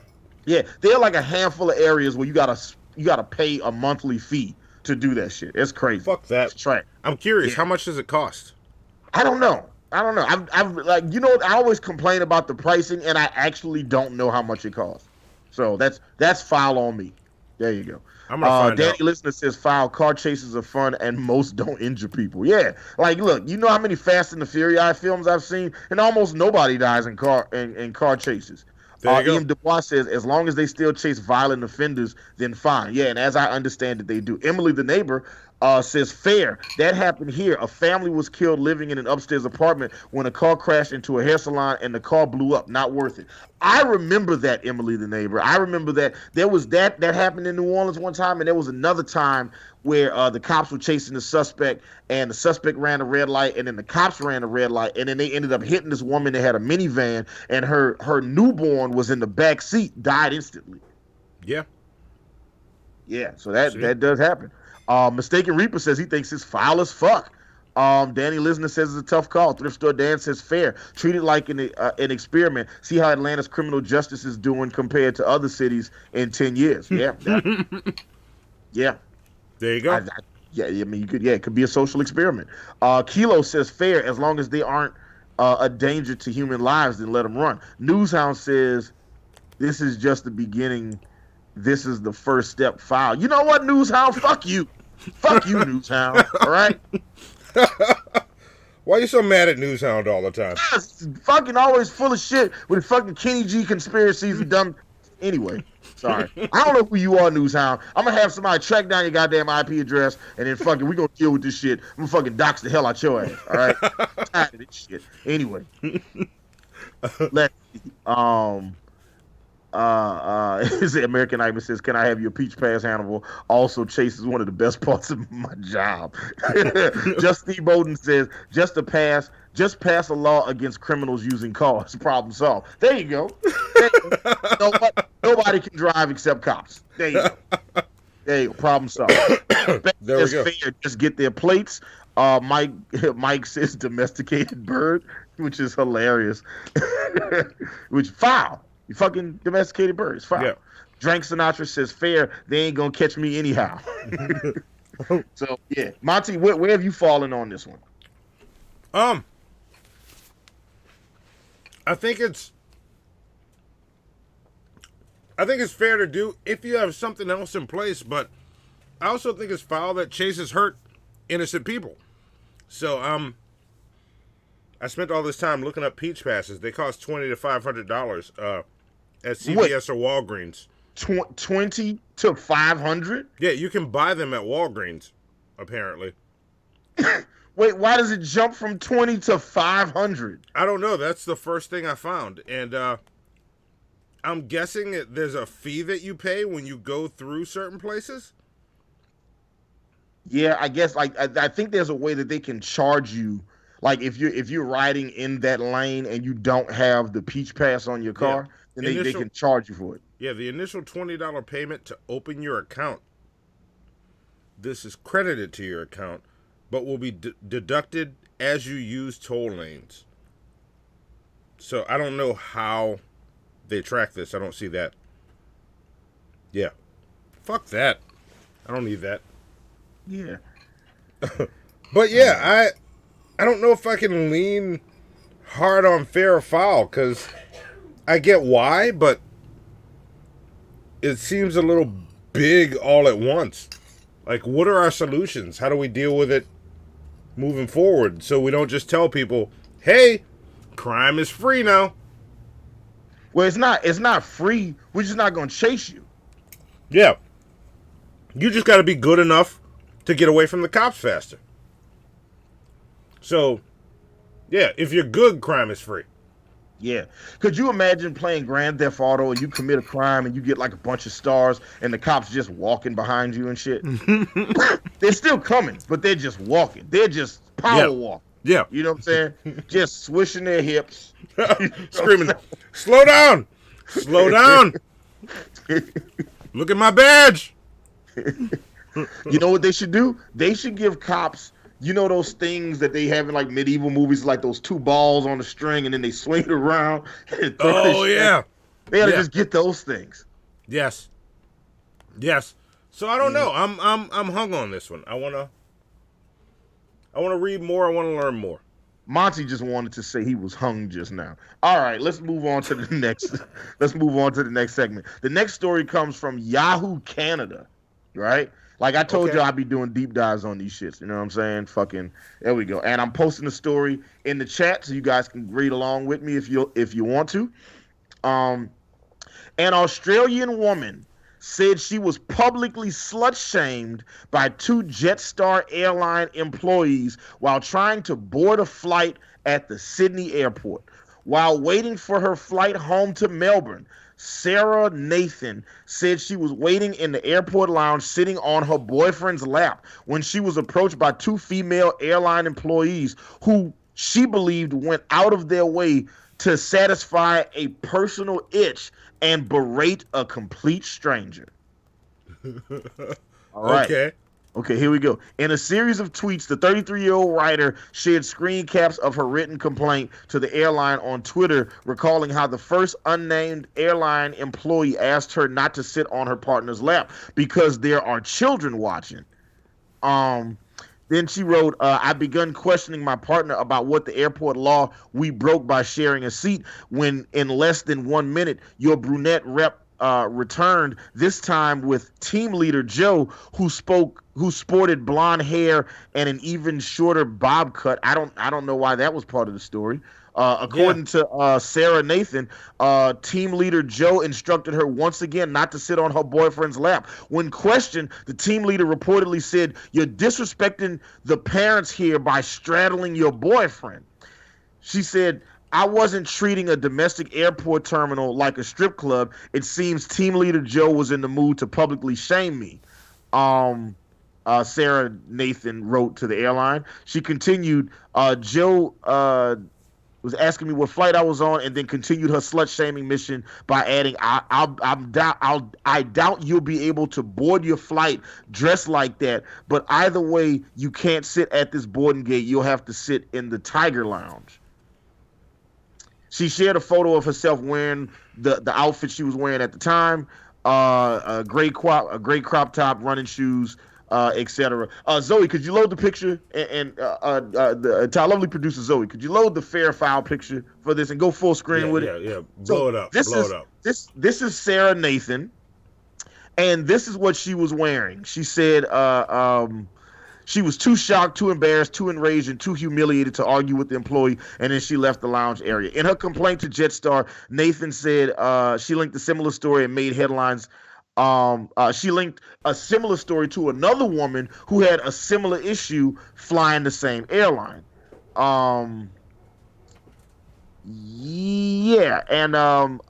Somebody told her that the airline staff approached her and told her that the crop top was inappropriate and ordered her to cover herself up with a blanket or a t-shirt.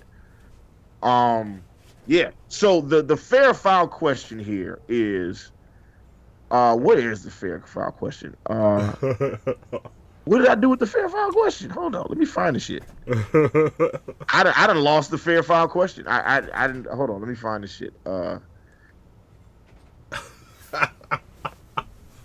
don't even remember what the fair file question is on this one. Hold on, let me see. Here it comes.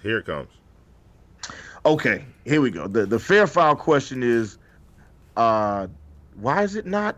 Okay, I see. There it is.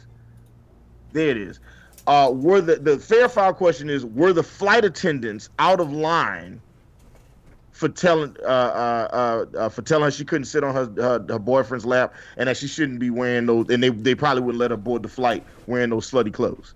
And like Zoe, go full screen with the picture one more time, if you wouldn't mind, to our lovely producer Zoe.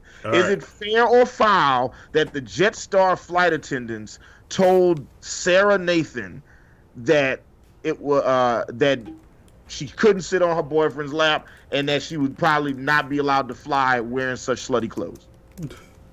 Oh, is that fair or foul? It's foul. She's fine. Like, as we said in an earlier story. I don't know if they said slutty. Hold on. What did they actually say? They said, let me see. I think they said that she wouldn't be allowed to board dressing like that. That's what they said.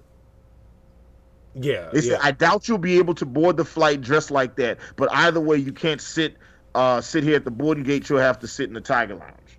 No. There it is. Is that fair foul for airline employees to tell her that in this situation? And look at how she's dressed. Okay, you tell me what you think. All right, I think she's fine. Of course, I know you think she's fine, but is it fair or foul, Monty? That's the question I'm asking. I didn't ask you what you thought about her appearance. I asked you, was it fair or foul what happened? I think it's foul what happened. I think she is wearing clothing. It's okay for her to wear clothing. She's covered up. She's not walking around nude. And if we were to draw some line between nude and clothed, she's not even close to that line. Look, men can walk around shirtless. No matter how the fuck we look. Yeah, I think that's foul. Okay. I agree. But we can do it, so she can wear that. All right. So that's where I stand. There we go. All right. Well, let's see what the chat says. Mike says this is definitely the fake story. See, Hannibal's lying to y'all now.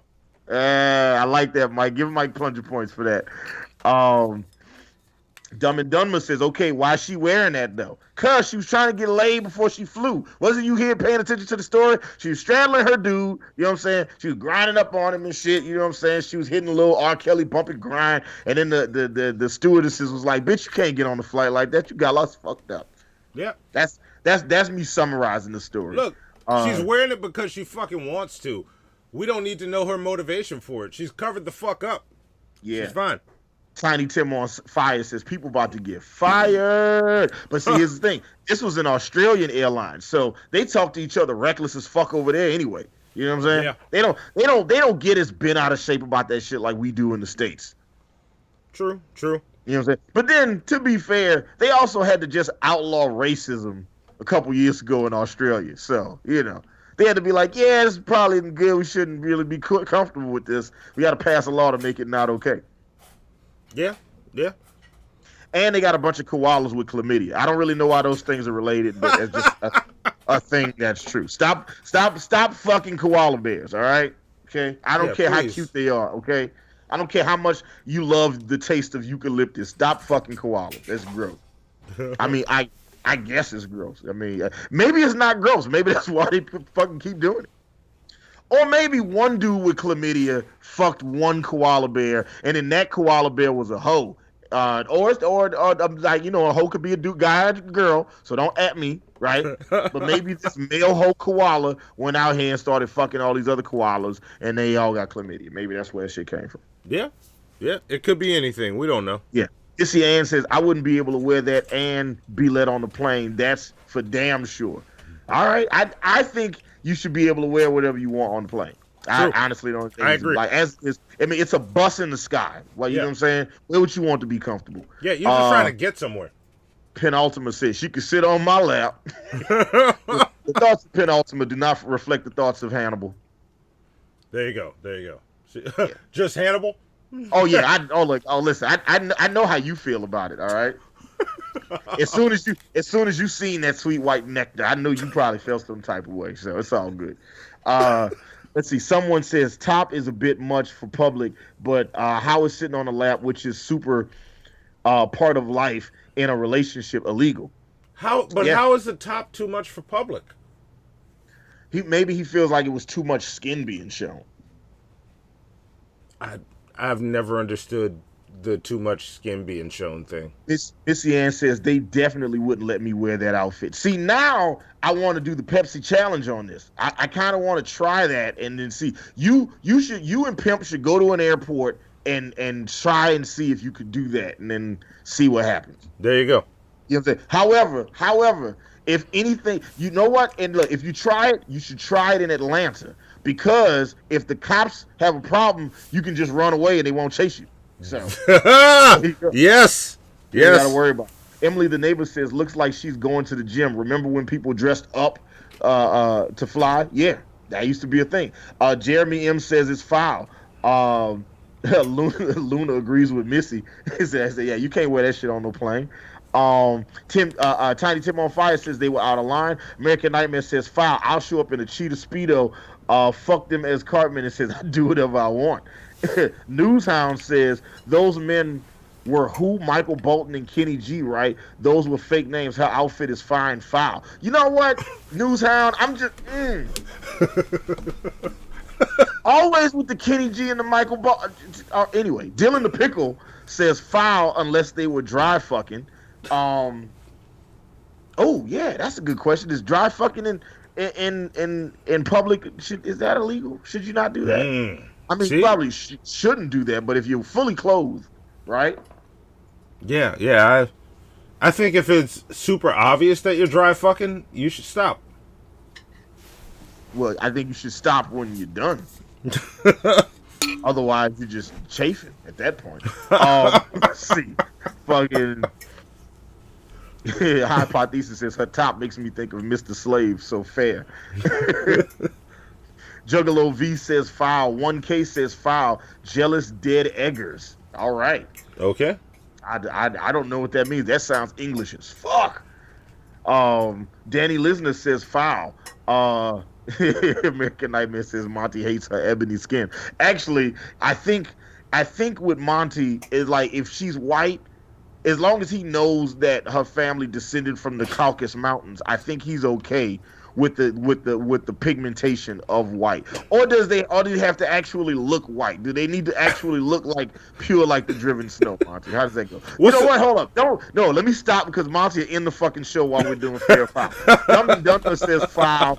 Don't bother other people, but why you got to sit on your boyfriend's lap if there's empty seats nearby? We don't know that there were empty seats nearby. Yeah, and what if she wanted? Are they in the air? No, I think they were in the. I think they were in the lounge area that you sit in before. Yeah, because takes off. This is the thing. Like, she can sit in her boyfriend's lap if she wants. They're in a fucking airport. You know how much it sucks being in an airport? If you're with somebody you like enough that you're like, hey, I want to sit in your lap. Do the shit, because it sucks there. It's fucking hell there. The airport is garbage. Yeah. Stop it. Except that one. What's the one in Taiwan? Is that supposed to be like the greatest airport of all time? Yeah. I don't believe it till I see it. Butterfly Garden. I've heard about that. That. I won't believe it till I see it. Fuck airports. Fuck all of them. Yeah, airport's the most garbage place on the face of the fucking planet. You think airports are worse than DMVs? Yes, way worse. Okay. Like, you are trapped in a building, in some places almost the size of a fucking city. You can't get out of it, and you have to follow their fucking rules. Fuck them. Fuck everything about an airport. Airports are fucking bullshit. Ooh, we almost got a What's Eating Monty about airports. You know what? And you know what? I understand, because especially when you do like connecting flights, there are people that fly that are like, they'll get up at like 4 or 5 o'clock in the morning on one coast and then have to travel from airport to airport to airport, and they won't get to their destination for almost 24 hours. Yep. Nope. They can suck the deepest, darkest, oldest piece of shit out of my whole asshole. Fuck airports. Damn. All right. Tell them how you feel, Monty. Dildo the Penetrator says, foul. Aussie women are hot. Oi there, Sheila. I'm going to put my shrimp in this Barbie. For real. That shit is, for fuck's sake, women aren't sexual objects despite my obvious joke. Tish says, oh, I lost it. Damn, where'd it go? Tish said, nope. That's the wrong one. Let me keep going. I'm trying to find it. I saw Jeff Holiday call foul on this one, too. I lost it. I'm trying to find it. I got it. Look, listen. It's too much. It's too many comments coming in, and I lost it in the chat. All right, let me start at the bottom and just keep going. Let's see what else we got. Oh shit, Ryby's in the chat. What's going on, Ryby? What's up, Ryby? Welcome. Yeah. I'm trying to catch up with the chat too, and wondering why I lost my link to the show. I can't check any of the numbers or anything, so I see nothing. I gotta fix the old computer. Yeah. Let's see what else. I'm trying to see what everybody else. So yeah, it looks like most people are calling foul on this one. And I think I'm on the same page as this. All right, let's go ahead and move on to the last fair foul. Boom. Here we go. And the last one. Wait, what is this? Severe storm threat continues for Friday, Saturday across Southeast, including Atlanta.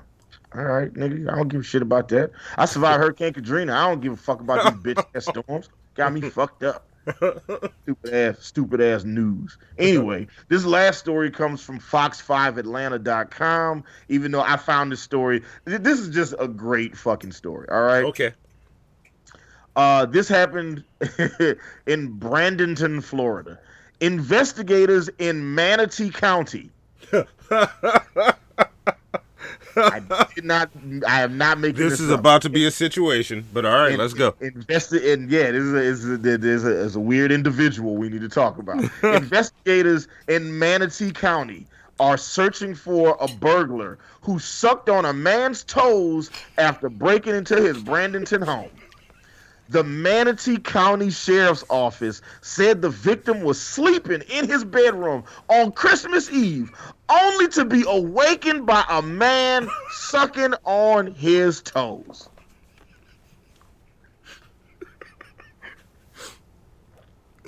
The victim asked the burglar, hold on, let me give y'all a link to this story. I don't know why you laughing, man. Okay, it's a crime of passion that took place. All right? All right, the victim was sleeping in his bedroom on Christmas Eve only to be awakened by a man sucking on his toes. The victim asked the burglar what he wanted, telling him, he said, look, man, I ain't got no money. The man replied, I was just there to suck toes. That's when the victim punched the suspect in the mouth and forced the man out of the bedroom. The suspect attempted to fondle the victim's genitals and claimed he had a gun, but no gun was ever seen during the fight. You know what I'm saying? The victim managed to kick the man out the home and proceeded to repeatedly hit the suspect in the face. The sheriff's office said the victim then ran back into the house and called 911. So he beat his ass out the house, you know, and then he went back and called the police. While the victim was on the phone with the dispatchers, the suspect came back up to the house and punched the glass out the front window. The man then got on the victim's car and stomped on the windshield until it broke and then fled the scene on foot. Deputies attempted to track the suspect with a K9 unit but were unable to find him. The sheriff's office said DNA swabs were taken. Did they DNA swab this nigga's feet? Yes, they did. The sheriff's office and DNA swabs were taken. The case is under investigation. So, here we go. Last fair file. Right? I don't know about y'all, but when I read this story, the first thing I thought was, oh, you know who this is, okay? This was a personal attack. This wasn't like, there's no toe-sucking vigilante in Florida. First off, of course this happened in Florida. Of course it did. Right? Manatee County. Of course it's happened in fucking Florida. Right? Is it fair or foul to assume the victim knew this nigga? Okay? Because this shit sounded personal.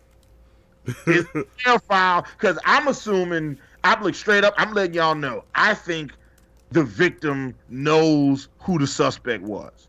All right? Is it fair or foul for me to make that assumption? Is it fair or foul to read this story and be like, you know what? He knew this nigga. Y'all know each other. We might need to, before I answer, write this story down to follow up on it at the end of the year. Because I want to know what the DNA swabs turned up from his toes. I think they turned up. They turned up. He was walking around in his feet. Okay, like it just. I don't understand. So we do a DNA swab. First off, how long was this dude sucking your toes before you realized the shit? All right. Because I feel like if somebody touched my feet while I'm asleep, I'm instantly, what? See, not me, but see, I think it's foul to assume because it could be anything. Like the minute we make that first assumption, we cut off other possibilities. So, like, let's wait and see what happens. While he was on the phone with the police, the suspect came and bust the windows out this nigga's front porch and then went and bust the window out his car. That's crime of passion. Look, okay? no. That's somebody. That's somebody feelings you hurt. No, maybe he hurt his feelings that night because he was about to bust a nut from sucking them toes and he woke up and fucked it up. We don't know. I mean, I think it's more likely that they knew each other, but we don't know. I think it's foul to assume. So, wait. Think I lost you. No, you ain't losing me. There I'm just shaking my damn head at you. I saw your mouth moving. I'm just saying, it's foul to assume that they knew each other. All right. Well, let's take it to the chat. Here we go. I'm trying to figure out. Let's see. Here we go. Even the foot fetish is gross. It's I just a love gun. Let's see. All right, hold on. Let's see. Chef Pounds Day, Mistaken Reaper with laughing faces. Penultima says he's climbing in your windows. He's snatching your people up, trying to suck them. Better hide your pinky. Hide your sandals. Who is that? Penultima. Oh, yeah, Penultima. Plunger points. Yes. Give him plunger points for that. That's good stuff. Papa Het says, was this in Florida? Yes, this was in Florida. This was in Manatee County. What was the actual place? Hold up. It was Bradenton? Bradenton, Florida. Yep. See? Bradenton, Florida, Manatee County. Are you willing to believe that, or do you think that there are people crazy enough in Florida that would just go suck a random dude's toes because they saw him somewhere and followed him home? How did he get in the house? Okay, they didn't say he broke in the house. They didn't say it was like, oh, we found like broken glass all over the floor. We seen the door was kicked in. You know what I'm saying? Ah, see, key. They didn't say how he got in the house. At no point in the story did they say a stranger broke into his house and was sucking his toe. But we don't know. That's what I'm saying. Like, maybe this dude, this is Florida, Hannibal. Maybe this dude was out at the grocery store getting some salmon and pineapple. And he saw this other guy. He's like, in flip-flops. He's like, damn, look at them toes. Just let that be a lesson. If you like if you don't want your toes sucked, then don't wear sandals. First off, I'm against men wearing thong toe sandals as it is. All right. Yeah, that is reserved. That should only be reserved for women. But at the very least, I'll say white guys and older black men. That's it. But if you don't fall in those categories, you should not be wearing a thong toe. First off, why do you want the G-string between the butt crack of the toe? That's gross. I don't want to see your toes. I don't want to see your toes or your nipples. All right. All right. Friended people because I've seen that. There's a rapper that Monty wants me to work with, and the only reason I never work with this dude is because he got too many pictures of his nipples on Instagram. Yep, that's true. That's true. That's true. I don't follow his Instagram anymore. Yeah, see, I'm just saying. That's So- all I'm saying. so there you go. It's Emily, the neighbor, says, hide your wife, hide your feet. Missy Ann says, I want to know why he asked what was up instead of kicking that dude in the mouth.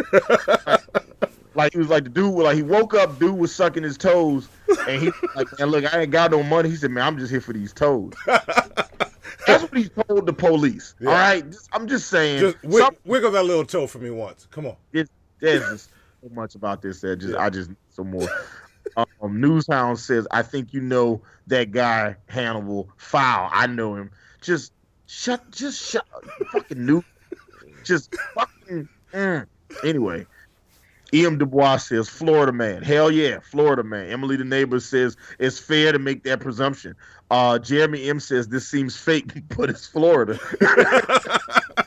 Like, we could literally do a segment of the show where we just find stories of weird shit that happens in Florida. Because Florida, wild shit happens in Florida. Matter of fact, after the Golden Turds, we might have to create a new segment called, Adventures of Florida Man. We'll just call it Florida shit. Yeah. Yeah. And you know what? And to kick it off, Friday on the Greatest Sapien show, it'll be all Florida stories. All right, now, okay. See, just like separating Ben Pye and Billy the Fridge as separate guests, see him making unilateral decisions about Hannibal and Monty shit show. My name's in the title now. We supposed to talk about this shit. Yeah, but it's important shit. I thought my name was in that segment. See, Hannibal's trying to start shit. American Nightmare says, fair, this is Monty with all of the white women. Toe sucking. Yep. That is actually my technique. Like, I sneak in and just start sucking on toes. He's giving y'all the sauce, okay? Yeah, if ask any who's a girl white I've woman- ever dated, like, how it started. They'll be like, fun story. I was asleep one night.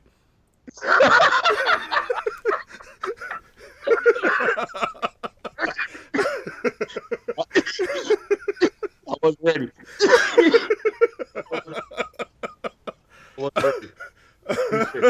Always give Monty plunger points for that. That's hilarious.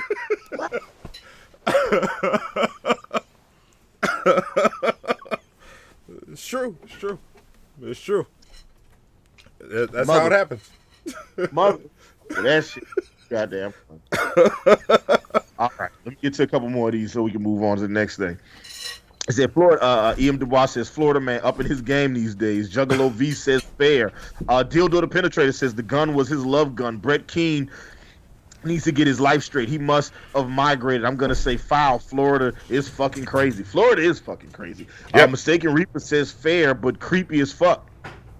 Like I said, I think they knew each other. I don't think this was like I don't think this was some random shit. I don't think he randomly picked that dude's house. Hypothesis is, did the individual toes taste like mac and cheese? Hannibal's the situation is fair. I don't friggin' know.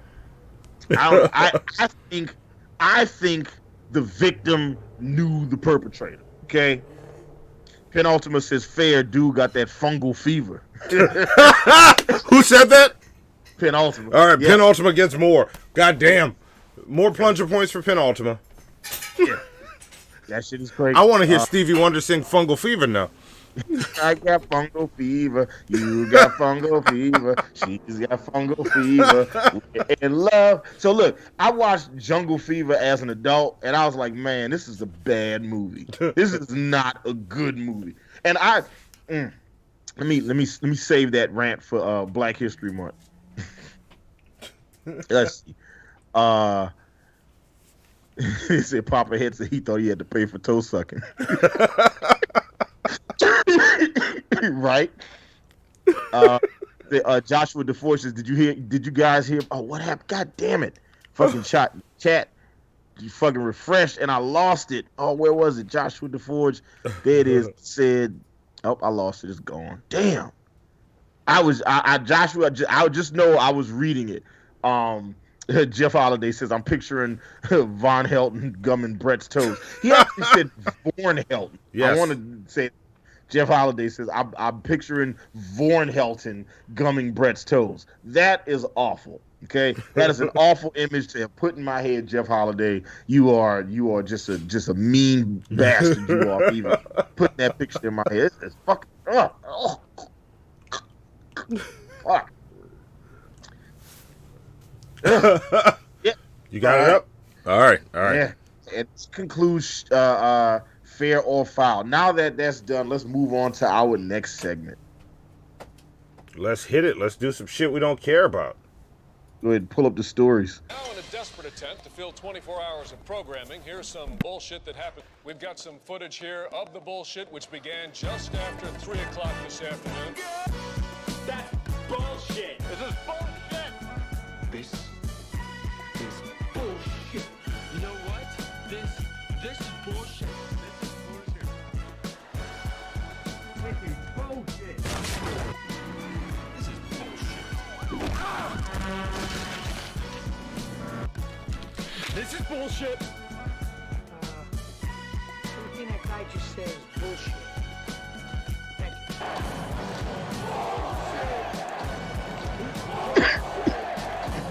That's bullshit, Gary! Nerd!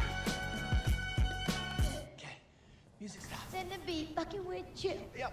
Little stupid ass, I don't give a fuck. I don't give a fuck. Yeah. I don't give a fuck, bitch. I don't give a fuck. Yes, shit we don't motherfucking care about. So, just like Fair File, every day I do a deep dive on the news. I go to all these different websites and I read all these different stories, and sometimes I come across these stories and I wonder to myself, who gives a shit? Who gives a shit about these stories? So, yes. And they're starting already with the justice for the chat hashtags, Musicgate and Pumpkingate. But continue. Nope. How the fuck did I get 2 of these stories? Oh, hell no. Wait a minute. Just one of these sites started auto-playing Meghan Markle. Uh-oh. Straight like that, huh? You just decided. They just... Look, the funny thing is, it wasn't even a Meghan Markle article, and then all of a sudden, this shit was just like, it just existed. Okay.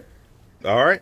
This shit was just like that. Look, my shit we don't care about story is gonna make me talk about Meghan Markle. Yeah. I didn't even grab a story from that bitch today. Or did I? I don't even know. You haven't done it for a while, so, you know. Yeah. So here we go. I come across these stories. I wondered to myself, who gives a shit? I'm going to read a headline. You guys will let me know how many people we got watching right now. 68. There we go. 68. Man, I wish we had one more person so I can make some nasty jokes. Anyway, we got 66 people watching right now. Monty, how many votes will we need? We'll say 6. 6? Yeah. Okay, you playing it close. All right. Playing it real fucking close. Let's go with 7. Let's hit 7. Okay, 7. We do 7. See, so, we just made a decision. Teamwork. We discussed it. Came to a number. 7. There we go. So this is the way this is going to work. I am going to read a story. I'm going to read a headline, and if you care, if enough of you guys care, I will read the story. Now, we need 7 people to say they care in order for me to read the goddamn story. And I will read this story until you guys tap out and be like, I don't want to hear this shit no more. So, If you want me to read a story, you have to put care and then like some issue, something about the article, right? And if we get 7 people that say they care, I will read the article. I stole Okay? $3,000. All right. Yeah, I'm gonna get it right now, goddammit. I'm gonna get it right out the way. There we go. Right rip. Joshua DeForces, did you guys hear about the Florida woman who ejaculates on a police officer ejaculated on a police officer in self-defense? I did not hear about that. Wait. So she jerked off a cop or she came on a cop? Either way, I need this story. Yeah. Fucking send me this story. I need this shit in my life. Yeah. Yeah, okay. I need that fucking story. That sounds amazing. Also, fucking Florida. So I stole $3,000. It's like I don't know what's going on. So there we go. What's that other one? We just got another one. Who's that from? It also says, "Behold, the field in which I grow my fucks. Lay thine eyes upon it, and thou shalt see that it is a barren." Is starting the year off right. He is just off. He is earning those points. He knows the golden turds are around the corner. He's trying to get there. Black Jill just joined us and said, "Shit, I'm late. That's all right. You here now, and that's what matters." Yep.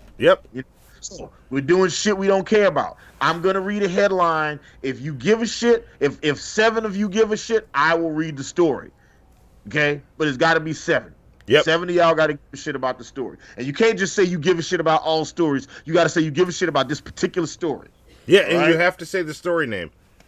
And you have to say the story name. That's right. Dumb and Dumber says, guys, remember to say care about story name because it's rigged. Just so you know what Dumb and Dumber said. No, it's not rigged. It's not rigged. You guys are trying to rig it. You fucking filthy riggers. Yes. Riggers be rigging, man. Riggers stay rigging, man. Yep. They're lazy. They don't work. They got the big nostrils sucking up all the white man's air. Anyway, the first story comes from people.com. Kaya Gerber and Pete Davidson celebrate his 26th birthday together with a cake and SNL after party. I don't care. You don't care about Kaya Gerber and Pete Davidson celebrating his 26th birthday? Also, I just presumed that he was older than 26? Yeah, that nigga looks at least 30. Yeah. I don't know. I don't care about him really either. I don't really follow much of what he does. So all right. Well, okay. Well, let's see what they say in the chat. The next story comes from Cosmopolitan. Monty? I don't care about this. All right. Kourtney Kardashian tried to shame Kim and Khloe for eating candy, and it's actually so funny. No, I don't care. Wait, Kourtney Kardashian. Wait, she shamed herself? Wait, Kourtney Kardashian tried to shame Kim and Khloe. Oh, okay. Khloe is different from Kourtney. Okay, all right. I'm sorry. Kourtney Kardashian tried to shame Kim and Khloe for eating candy, and it's actually so funny. There's too many K's in this fucking article. Yeah. Yep. For clan affiliation, I don't care, and I just don't care. AK tried to shame K and K for eating candy, and it's actually so funny. All right, so it's 4 K's and a C. All right, never mind. It's not. I'm not a fan. Yeah, okay. I don't care about this. All right. The next story comes from Vlad TV. Woman tattoos Rico Reckless's name on her face the first day she met him. And I want to be clear. I don't care about the story. I would like to see the picture. You know what? I like that. Monty. I liked the way you separated that. All right. The next story comes from the good people at Fox News. I'm sorry. Shit. All the time. The next story comes from Fox News. All right. I don't care. Camila Cabello reveals. Oh, I definitely don't care. Camila Cabello. You know what the funny thing is? They published this in the Fox News couples section. Oh, wow. All right. You know Fox News had a couple section? I did not know. All right. Camila Cabello reveals moment Shawn Mendes romance began heating up. And I quote, "I don't think we knew what to do." I don't care. All right. Neither do I. I don't even know why I read that shit. And the last story is there is no last story. That's it. Okay. All right. All So right. those are the stories. So let's check the chat and see what you fuckers are working on right now. Absolutely not. I hate her. I hate her kid name so much. I do not give a shit. Don't care. Don't care. Zero fucks. Zero fox. See? Zero fox. I give zero fox. Mike said that. Give him plunger points. I like that. Yep. American Nightmare says Marxist Monty. Vapion says care about the Camillo candy bar. That's delicious. The caramello. There we go. Stretch it out. The caramel. Okay, give Vapion plunger points for that. Yeah. You know what though? I love chocolate. I love caramel. It's the caramel's too creamy. All right. Damn. You just creamy. don't like creamy stuff though. Yeah, I think so. I think so. Once you go down on one girl with a yeast infection, it ruins your perception on creamy things. Jeff Holiday said Fox News couples, your leading source of helpful articles to shame you into staying together because divorce makes Jesus cry. Yes, that's a great. You know what? Look, Jeff Holiday is the guy for a reason, all right? Because he's clever and he's on. He's not even on his show right now. He's on in the comments section. Yeah, he's just chilling in the chat. You know what, Jeff Holiday? Give him plunger points for that. There you go. Let's just got some. Let's see what we got. Jesus, LMFAO, cream of mushroom. Said this is bullshit, Hannibal. What's bullshit? I have not seen 7 of anything. Kilo says anybody want to play Heroes and Generals with him. So look, anybody want to play Heroes and Generals with Kilo, you know what I'm saying? Fucking jump on and do that shit. Yeah, jump in the Discord. Jump in the Discord. Figure the shit out. I stole $3,000. Who's your buddy says penis is vagina is a start. I mean, it's worked for thousands of years. All right. I'm not sure what that's in reference to, but I don't disagree with the message. Was that the Streamlabs we just got? No, I'm just reading the chat. I'm trying to see if anybody cares. American Nightmare says this is rigged as fuck. It's not though. Let's see. We got one care for the romance article. Let's see what else. I'm looking for cares. See, care about the Fox News article. All right.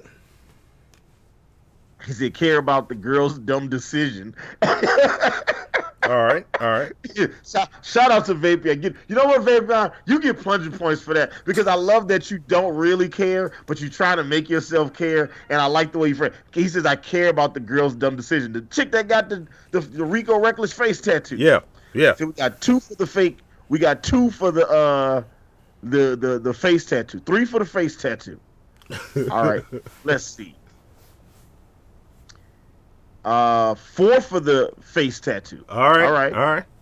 Yeah, 4 for the face tattoo. All right. Got 1 for a Kardashian. All right. Thrift Store Dad said there's a Kourtney Kardashian. Right, that's what I say. Every time I hear their names, they'd be like, so Kendall Jenner is blah, blah, blah. And I'm like, which one is that? And then I'd be like, I don't know which one is Kylie and which one is Kendall. I don't know which one is Kourtney and which one is Khloe. You know what I'm saying? I know there's Kim Kardashian, and then there's a bunch of other ones. There's some that's named Kardashian. There's some that's named Jenner.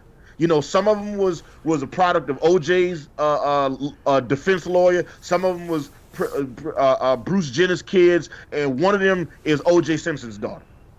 All right. Yeah, see, I don't know that much. Right. I think there's some niggas in there too, right? Yeah. Is there like a dude in there? Yeah, there's a bunch. Okay. I don't follow because I don't know who's who. Cosmo don't give a fuck. People don't give a fuck. I mean, who and Pete Davidson? I don't even know who that was. Care about Pete Davidson? Z's. See, y'all don't have the votes. All right. Yep. So stop saying we rigging stuff. Y'all don't got the votes. Y'all have 4 for the face tattoo story, but you didn't have enough. Yep. That being said. Okay, 5 for the face tattoo. There we go. You know, as was said in the, play Hamilton, you don't have the votes. You don't have the votes.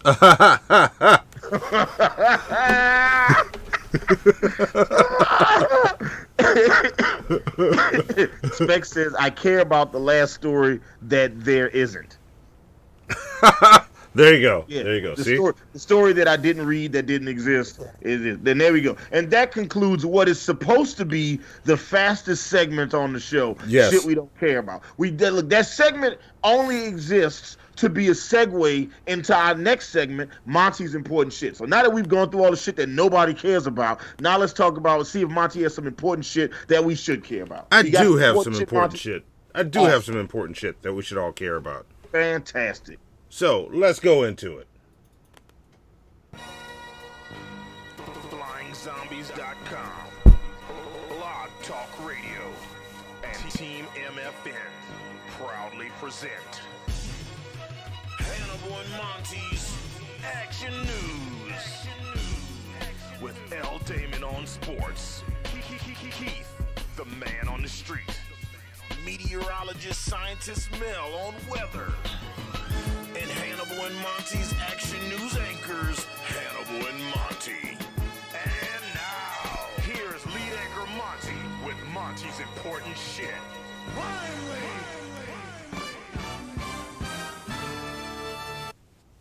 There we go. There we go. Hannibal's covered up by a old Skype window. We'll fix that in a second. There we go. We got Hannibal back. Oh man, you missed all my cool dance moves just now. I was going crazy. I know. I was doing some of the best hand dancing you would like. Listen, if me and fucking Lieutenant Dan had a hand dancing contest, I would wipe the floor with his ass. Yep. Me, Lieutenant Dan, and the nigga from the beginning of Avatar in the wheelchair. Three of us together. You know what I'm saying? Oh, and the dude from Trading Places, like, I got no legs. Yep. I got no legs. I got no legs. That was Eddie Murphy. Him. Yeah, that was Eddie Murphy. That was Eddie Murphy. So I had to think that I was yeah. Kilo said Hannibal is my rigger. Oh, rigger please, rigger please. Sit down, rigger. Sit down. I got these big juicy rigger lips.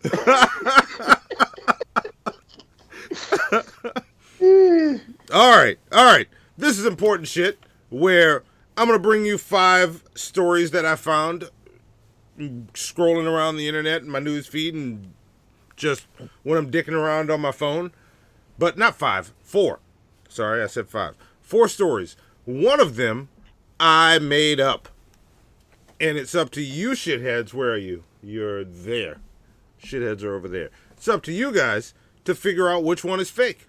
Mm-hmm. So what I'm going to do is I'm going to read what I have and, you know, I'll tell you what stories I found. You tell me which one you think is fake and how much time are they going to get, Hannibal? Let's see. I after you read the story, I will give it 2 minutes. 2 minutes? All right. Once I start the first story? After you read the last story, I'm going to give you 2 minutes. So you guys have exactly 2 minutes. That's a lot of Google time. Look, here's the thing. You guys violate the spirit of what this is, okay? This is supposed to be, you listen to the stories and you just guess. But instead what happens, because you guys want those sweet, sweet plunger points, and I understand that. I understand. What happens is you get on your Google and you start searching, or some of you guys are using Bing. I feel like everybody that gets the answers wrong is just using Bing. Yeah. See, I vote for more of a 1 minute. Because what's going to happen is the searching is going to start as soon as I start reading the first one. So you saying 60 seconds after you finish? Yes. That's how much time they got? Yes. All right. Yes. Look, listen. You made the decision about Ben and Billy being 1 instead of 2. I'm just going to go ahead and keep following the trend. Because you know what? Everybody in the chat said I was wrong then. So I guess Monty's right. So since Monty's right, let's go ahead and set it for 1 minute. Yeah. So there we go. See, Hannibal just said that. That means I own the entirety of the show. Some people got that joke.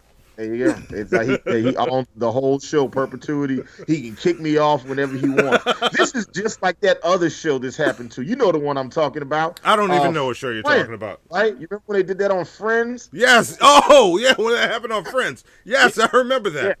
Yeah. Another show. It's a very popular show on YouTube. Yeah. Friends.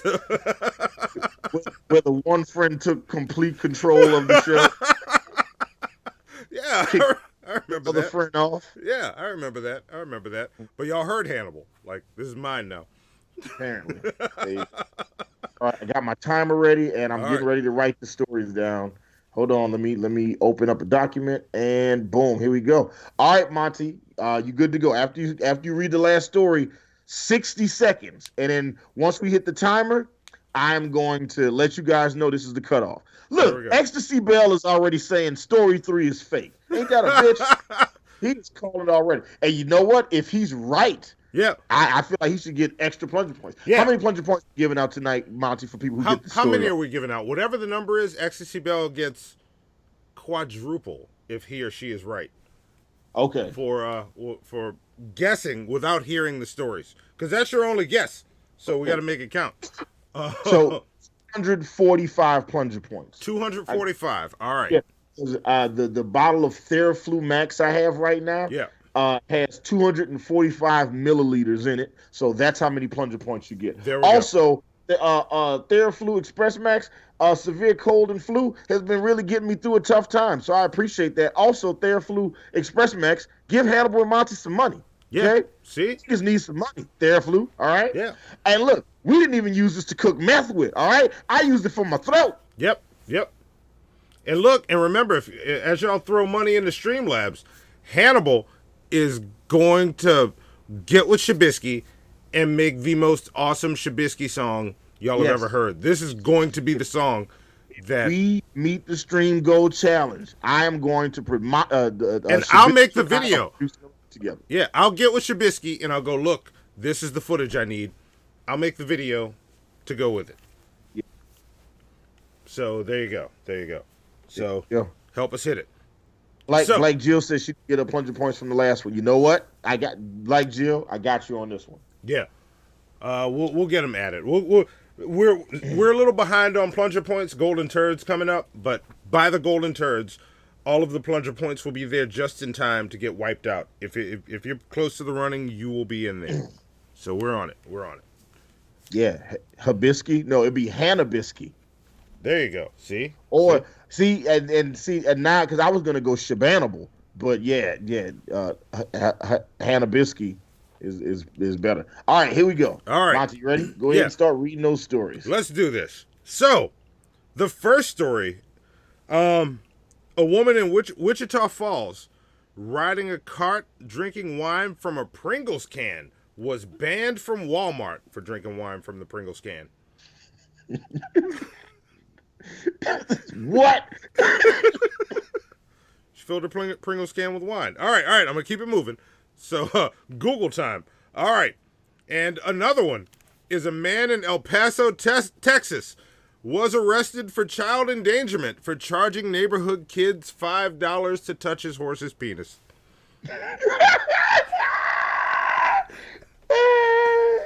Okay, what's the next story? All right. A man posing as Beto O'Rourke's campaign worker arrested for breaking into South African homes. And the last one, an Albany city councilman is passing up re-election to work on his underground bunker. Okay, I'm starting the timer right now. You guys got 60 seconds from this time. Here we go. Yes. Here we go. So, what was the last story again, Monty? It was an Albany city councilman is passing up re-election to work on his underground bunker. Okay. So, which one do you think is fake? What are your thoughts? I don't fucking know. Because I'm trying to do too much and I'm not watching your eyes anymore. and you've gotten to become such... What was the third story again? The third story was an city councilman is passing up re-election to work on his underground bunker. Okay. Yes.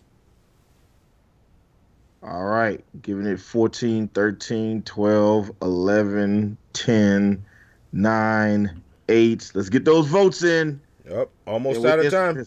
There's a little bit of a delay. Yeah. Well, we'll look at the last one by the time it comes through. That's how we call it. There we go. Danny Lisner. Wait, hold up. There we go. Danny Lisner. All right. Yes. So no more votes after Danny Lisner. There we All go. right. So let's show off which ones are real. Zoe, put the first real one up. Let's see what we got. Which one is that? I can't see it from Man here. posing his Beto O'Rourke campaign arrested for breaking into South Austin home, affidavit says. See? There you go. There's that one. So if anybody guessed number 1, you're wrong. Show me another real one. That wasn't story number 1. That was story number. Oh yeah, that 3. was story number. Yeah, that was story number. 3. That was 3. That was story number 3. Yeah. Okay. Yeah. Well. Yeah. So what's the next one, Zoe? What else do we have? And you can see these better than me. What's our headline there? Wichita Falls PD woman riding cart drinking wine from Pringles can barred from Walmart. Okay, so story number 1 yes is also real. So 1 and 3 are real. Yeah. So now it is between 2 and 4. I won't lie. I thought that first story. I thought this was the fake story. As soon as I read it, I was like, "This nigga made this shit up." This is from The Good Life, right? I think that's how fucking Kristen Bell dies and goes to hell. It's exactly like this. Oh, is it? I haven't seen that show. So okay. Well, then see, I was about to give you credit that you didn't deserve. Yeah. All right. See, it's either the horse penis or it's either the city councilman that's passing up on running for council again because he's trying to build his own underground tunnel? Underground railroad? bunker. Underground bunker. Yeah. Or the man in El Paso charging kids to touch horse meat. Yes. To touch some horse penis. All right, here we go. All right, Zoe, what's the real one? There you go. City Councilman Steve Savage passing up re-election bid for underground bunker. Okay, all right. So story number 2 is the fake story. Yes, all right, let's see who got it right. Well, Danny Lisner got it right. Yes, the horse was 2, Penultima. I saw a bunch of 2s. Let's see who got 2s. I'm looking. There we go. Hypothesis, Black Jill, Dumb and Dumber, Vapion. Wait, you're going too fast. Oh, all right. Wait, Danny Lisner. Hold up. Let's see what else. American Nightmare got it. Vapion got it. All right. Yep. Spell Vapion all the way wrong. I got That's that all right. all the way. Wait, is Zoe writing these down or am I writing them down? I think Zoe is. Zoe, are you keeping track? Oh, her phone's dead. Got you. Yeah. So there we go. I got you. Hannibal's on it. Uncle Hannibal's on it. I got you. Well, look, while you write them down, because this is the easiest way to do it, let's just roll into the next segment so that we got the intro playing, and you can write down that, and then we'll get into it. And remember, this segment is where I presented that challenge to you on the Morning Wood. Oh yeah, this was okay. Yeah, so get ready to wait for it. So give it some time to get going. So Zoe, let's go.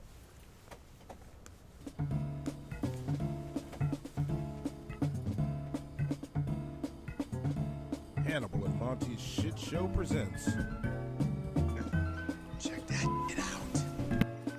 What is that? I didn't know they made them like that. I don't even understand what I'm seeing.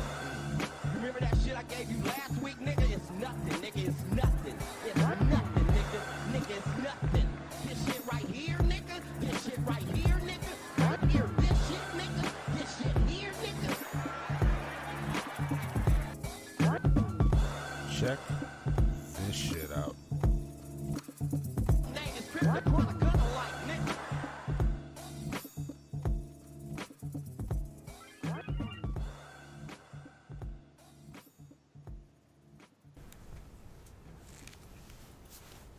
What's up, YouTube? This is something that's been on my heart for a long time. And, you know, all I ever wanted to be in life was a Super Saiyan. You know, ever since I was a kid, I used to always look up to Goku and Vegeta, Gohan. I used to just look at them and just wonder, like, How come I'm just a human being, you know? I'm so worthless. Oh, what can I do? I can run, I can jump, I can flip. And it's just like, we are so limited as human beings. And I just feel like when I see superheroes, you know, why can't we be that exciting? Zoe, can you pause for 1 second? Awesome. Like, why can't I wake up and if I'm late for school? We don't normally do this on Check This Shit Out, but I have to do this because I replayed this. To those of you watching, and if you're going to make it through further, fair warning, earbud warning. Continue. I just had to throw that out. So it's gonna get loud in a second, is what you're saying? Yeah, get ready for it. Okay. All right. I'm glad you said just let me teleport turn there my and be volume on down right time. Yeah. But I feel like, you know, during that time of meditation and just thinking about it, I realized something. All of that is possible and more. It's all in here. It's all in your mind. Think about anything that you ever tried to do. You thought to yourself, man, I could never do that. But then when you practiced it, guess what? You got better at it and you actually achieved it, didn't you? It's the same thing when you look at superpowers. Of course, it sounds absurd when you first look at it, but if you try it, you know, if you actually set your mind to it and believe, you can achieve it. No. I saw a Chinese man set a piece of paper on fire with just the power of his hands. Now you gonna tell me that was fake? No, it wasn't fake. He channeled that energy from within, and he believed, and he channeled that energy through the creation of his mind, of what his mind believed, and what he spoke into existence, of the power that he had. You understand what I'm saying? We'll get that. I feel like anything that you set your mind to, your mind will, your mind can create that force. Because your mind is just this powerful machine that is, whatever you set it to and you believe and you work towards achieving it, you can do it. You buying it? You can do it, and I believe I can be a Super Saiyan. So this is my first time. Then watch. Exposing this side of me to the world. And I know a lot of y'all laughing, but people who really, I'm not, bro. That are on my level of intellect, they understand what I'm saying, and thank y'all for understanding. And, I'm going to attempt to go Super Saiyan on film, and I'm going to upload it to YouTube. This is my first attempt. Here you now go, I'm believing, and I'm going to create that energy and channel through my mind. Now, I might not turn full Super Saiyan. I might turn full Super Saiyan, or you might just see a glimpse of it, of Which that one power. do you think, Hannibal? But, this is my first attempt. I'm gonna turn the music on. Super Saiyan 3 Goku theme.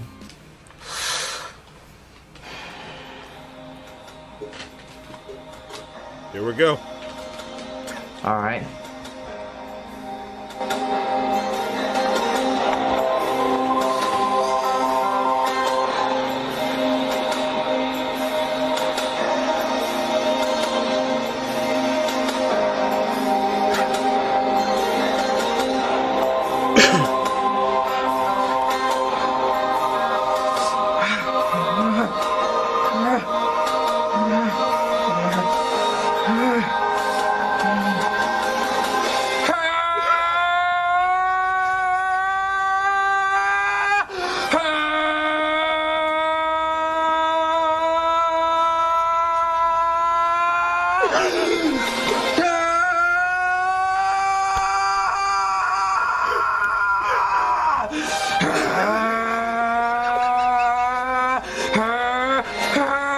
Here it comes. Here it comes. He's gonna do it.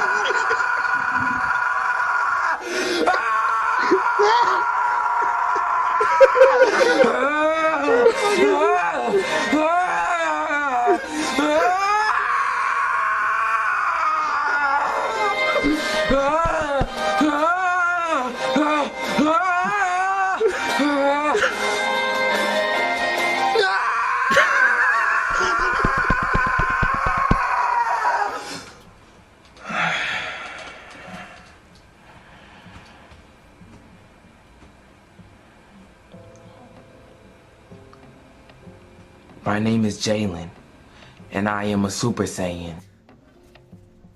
Well, there you go. The only thing that would have made that video better would have been if his mama would have came in like, boy, why is you doing all this screaming in my house? Yeah, that's what I wonder. Are you watching the pornos again? Turn that shit down. What I told you about that? Put your shirt on.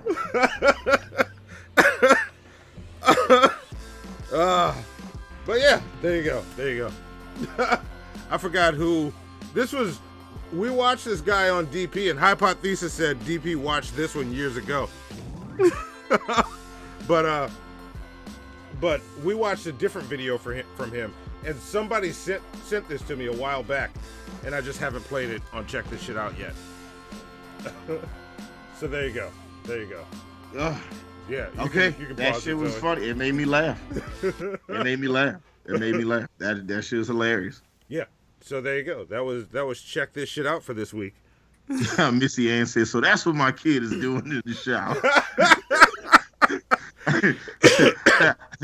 I think your kid might be doing something else. Also, if he's doing all that screaming, he's doing some part of it wrong. Yeah, all right? yeah. It's not supposed to sound like that. Joshua DeForge, I'm right with you. I'm surprised his mama didn't come in and start beating his ass. Like, you don't pay no bills in here. You can't scream this. Yeah, Hypothesis says DP played this years ago. Yeah. I just hadn't seen it till somebody sent me the link, so I was like, I got to share that with Hannibal. Oh, who's your buddy? Said here's 40 votes for the face tattoo. And my comment was about the person not knowing what to do when their relationship started cheating up, and it was supposed to be in vagina, not is vagina. Oh, you're right. Okay. Well, look, he donated the money. Does that mean I have to read the story? He donated the money. Yeah, he donated the money for the votes for the face tattoo story. Did we set a dollar amount for votes? We did not, but maybe we should. Yes, maybe we should. You know what? Let's not get into that right now. Look, who sent that money? Who sent that money? Who's your buddy? Who's your buddy? All right, who's your buddy? How much was his Streamlabs? $40. 40. All right, Yeah, who's your buddy? Awesome. I am writing this in my shit show points Bible thing here, and Hannibal and I are going to discuss payment for wanting to hear a story, because we have to have the counter for it so this person doesn't feel robbed. Yeah, I mean, look, this story is short. I would like, if there was one I had to read, this would be one I wouldn't mind reading. Okay, read it. Then I won't write this down. Go ahead and read it, and then we will. And look, I'm gonna read it until, like I said, how many people we got watching the show right now? 59. 59. So if we get 6 people that say they don't care, I'll stop reading the story. All right. But this, I mean, look, it's not even a full story. That's the funny thing. Okay.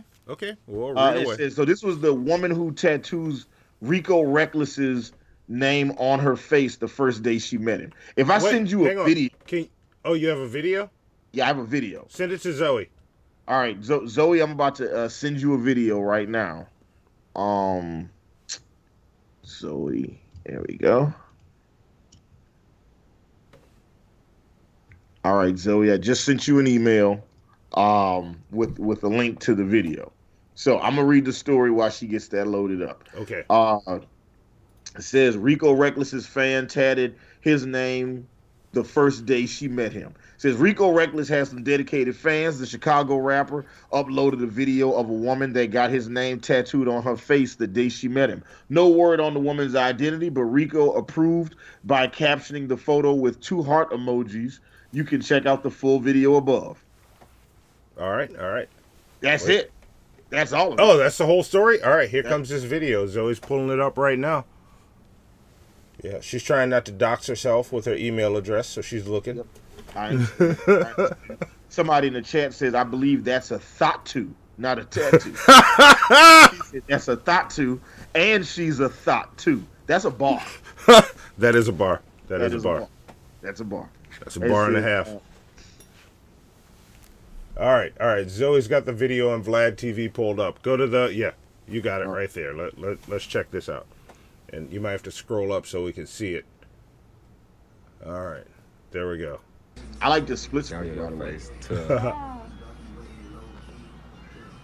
Wow, why?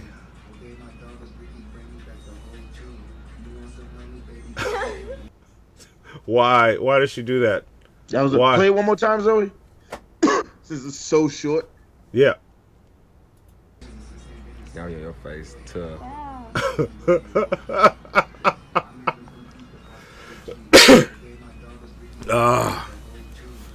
Come on, really?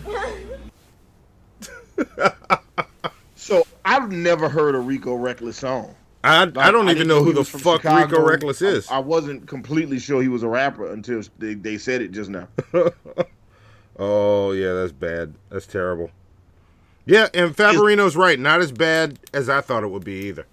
Yeah, it's not as bad. Let me ask a question. Is there any artist or any act on the planet that you like enough to get tattooed on you? Like, who do you like enough to get tattooed? Like, when I was in college, I would have gotten a Wu-Tang. I would have gotten a Wu-Tang Clan symbol, like the W, the Wu W. Yeah. I would have gotten that tattoo on me. But would you regret it now if you had it? I don't know if regret would be the word. I would, but there would definitely be a part of me that was probably like, I probably shouldn't have got this. Yeah. I can't think of anybody. Yeah. That I would get tattooed on me.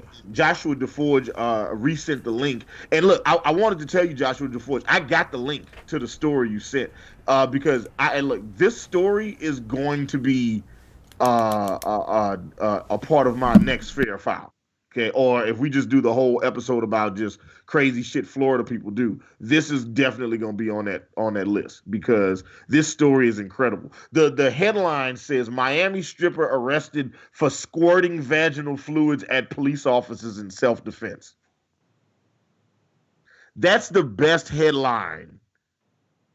I think it's the best headline I've read this whole year for sure. That's insane. This is the standard now. So that if I got to see if I read a headline that's better than this. Yeah. Shit. All right. Well, it's coming up. All right. Well, there we go. See, now there won't be Tattoo Gate because we read the shit. So we're gonna discuss this, how this works. Yes. But with all that being said, thank you, shitheads. And for those of you, how many people are watching right now? We have 60 people watching. Okay, so I am gonna give this is gonna be a random amount. There's gonna be 2 amounts. So you're gonna have to make this entertaining. I haven't discussed this with Hannibal earlier, going along with his What's Eating Hannibal. I'll tell you what this is for later, when we talk on the phone after the show. Okay. But you're gonna like this, I think. So what I need from any shithead, and there will be 2 tiers to this, and I'm trying to think of numbers. All right, give me 2 high amounts of plunger points, Hannibal. One higher than the other. One, one is bonus points if it gets used. 777. Okay, 777. And 1022. 777, 1022. All right, shitheads. Send me a video of you tasting something disgusting. No words. I mean, you can react to it. I stole $3,000. Send me that video. Your mask would make an excellent tattoo design. See, there you go, Hannibal. Yes. Yeah. And you know what? I like if I ever decide to get a tattoo, this mask would be it. See, there you go. But I need matter of fact, the way Monty did my logo, like the mask logo with Hannibal, the broken up Hannibal lettering. Matter of fact, I've been asking you for months to send me that image. I sent it to you. I emailed it to you. I never got it. Okay. Which means you never sent it. Lies. But send me a video. I don't shiv. I don't shiv either. I won't let you finish this sentence either. No, Yes. go ahead. No, send me video. Like, send it to, actually, send it to Zoe at sweethalloweenandcollardgreens.com. And they'll all make it to me because Zoe's better at checking that shit. But video of you eating something gross and hold on you chewing the disgusting food is necessary. And everybody that sends it will get 777 plunger points. The ones that I use will get 1,022 plunger points. And this will be... So you get 777 just for sending the video. Yeah. And you get 1022 if you actually use the video. Yes. Monty's working on something. Yes. He's working on something right now. Yes, I have something in the works now. I just thought about it. I think I know what you're working on. You know exactly what I'm working on now then. You motherfucker, you motherfucker. See? You know what? Zoe, give Monty plunger point. Give Monty plunger point. Yeah, I thought about it as the show started. Like, this is better than the idea I had before. And trust me, y'all will like this. Like, it'll be fun. Make sure you're happy with the video you send me. Like, it's gonna become part of shit show history. Let's see, do they gotta be eating something gross, or do they just gotta look like they're eating something gross? Yeah, you just have to really look like you're eating something gross. Yep. That's what okay. Yep. See, you know what I'm doing. Look, listen. Monty and I haven't even talked about this shit, and I know what this rig is planning. Okay. Yep. See, it's about to be on. Like, but here's the thing: golden turds are around the corner. I need that shit quick, so I'm setting a cutoff on this. It is the 8th right now. I have to have your video by, you got 7 days to send me a video. It's just a video of you chewing. 7 days. Yeah, by next but Wednesday's show. You gotta look like you're chewing something gross. Yeah, like you gotta look like you're chewing something disgusting. Yeah. So you could potentially be eating something that you do like. Yeah. And as long as you make it look like you don't like it, and if you send it to Zoe at Sweet Halloween, Zoe, can you put the email in the chat below? Yeah, and if you want to put a little spice on it and say something before you start chewing, not knowing what it is, you might get bonus points more than 1022 if you make what I'm doing that much better. Ooh. Like, you could get more. Some of you could get yourself in the running for shithead of the year during the Golden Turds. And this video, as it plays out, will make the difference on that show when it comes up. Yeah, but see, I almost feel like, I know why you don't want to tell them, but it's almost like, because there's certain things, like if somebody's just trying to deep throw the pickle, you know what I'm saying? We can't use that. Yeah, it's chewing, mouth closed, chewing. Yeah, that's what I want, mouth closed, chewing. Yeah, but whatever you put before that, have fun. It might be open mouth chewing. But it definitely can't be like, okay, I got you. Closed mouth chewing would definitely be better. Yeah, I don't points tell for you guys the creativity. idea because it's gonna be amazing. It's and I love that we never talked about this, and I know what you're working on. Yes, and it's amazing. That's amazing. That's why. See, Monty, you my rigger. See, that's why the fuck we do a show together. Yes. Yes. You are my Vincent Vega. I am your Jules Jordan. Why I gotta be Vincent Vega? Because Vincent Vega was the one that dated the white girls. At no point in the show did Vincent Vega be like, "Oh man, you know what? I want to have sex with some black girls." Movie Hannibal. How do you know Vincent Vega never had sex with black girls? He says it in the movie. Did he? I don't remember that. I've seen the movie millions of times, so I know what he said. Send me the timestamp. I don't believe you. I sure will. Nope, not a problem. I will send you the timestamp. I will send it to you tonight. Yeah, gotta make me Vincent Vega though. Fuck you. That's fucked up. Look, look at how you position the boxes. You position me as the cool black guy, right? Okay. It's the Dumb and Dumber says you have to swallow it. No, you don't have to swallow it. All right. Yes, you don't. You don't. Yeah, you definitely don't have to swallow it. Hold up. Where does that story keep going? The article keeps disappearing. There we go. Oh, I see. It keeps moving them down here. That's why. So I got the article open up 3 times. There we go. Yeah. So yeah. Like, look.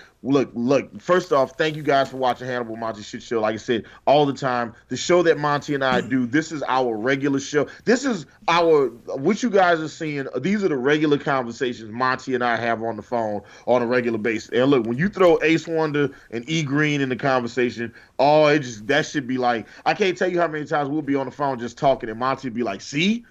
We should have been recording this conversation. Yep. Shit was hilarious. Yep. Truth. Yeah. But thank you to everybody watching the show right now. Thank you to Dumb and Dumber. Thank you for Allagas, American Nightmare, Hypothesis, Ecstasy Bell, Fabrino. Thank you to Luna, Penultimate, Jeff Holiday, if you're still hanging around, Spec. Oh, he said the know what I'm saying count got up to 30. All right. Damn. All right. Hypothesis asked, can I animate it? Yes, you can. Yes. Look, you can absolutely animate. Matter of fact, I can almost guarantee if you animate yourself eating something gross, or have an animation of somebody eating something gross, that will certainly make it in the video. All right. Almost, yeah. Almost certainly. Like, let's see it first. Ooh, let's see. Kilo says, if I get your mask tattooed on me, Hannibal, how many plunger points do I get? 10,000. Yeah. That automatically puts you in the running for the next year's shit of the year. Hell yeah. Thank you to Missy Ann. Thank you to E.M. Dubois, Jason DeForge, Black Jill. Got here late, but you joined us anyway, and I love that. He said, thank you to Jeff Holiday, who is in the running for Shit Show Guest of the Year. So, when that poll goes up, make sure you vote for him, if you want. Or you could be voting for Pimp Monk, or you could be voting for Scientist Mel, or you could be voting for Ben Pie or Billy the Fridge. Yes. Because they are separate individuals. Yes. Thank you, Dildo the Penetrator, Missy Ann. Thank you to Xanos Carthage, fantastic name. Thank you to Mike. I know you're still in the chat somewhere. Penultimate Vapion, Mistaken Reaper.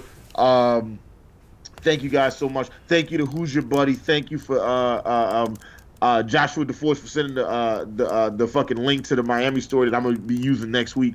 Thank you to the new subscribers, Mythic Daedra, Forehead Bolin, Allison Wiggins, Brandon DeVrark. If I said your name wrong, I greatly apologize. Brandon it's a D next to a V and then some more letters. All right, it's like Icelandic or some shit. It's amazing, and I can't say it, and it's awesome. It's like you should have some fucking mithril or something, or you should be like a fucking 12th level mage. Something I don't know. Brandon Dvorak. See, now I'm saying it and it looks easy. Dvorak. Thank you to Ian Ellis LLC, Hype Bomb, Death of Decadence. God damn, that's a good ass name.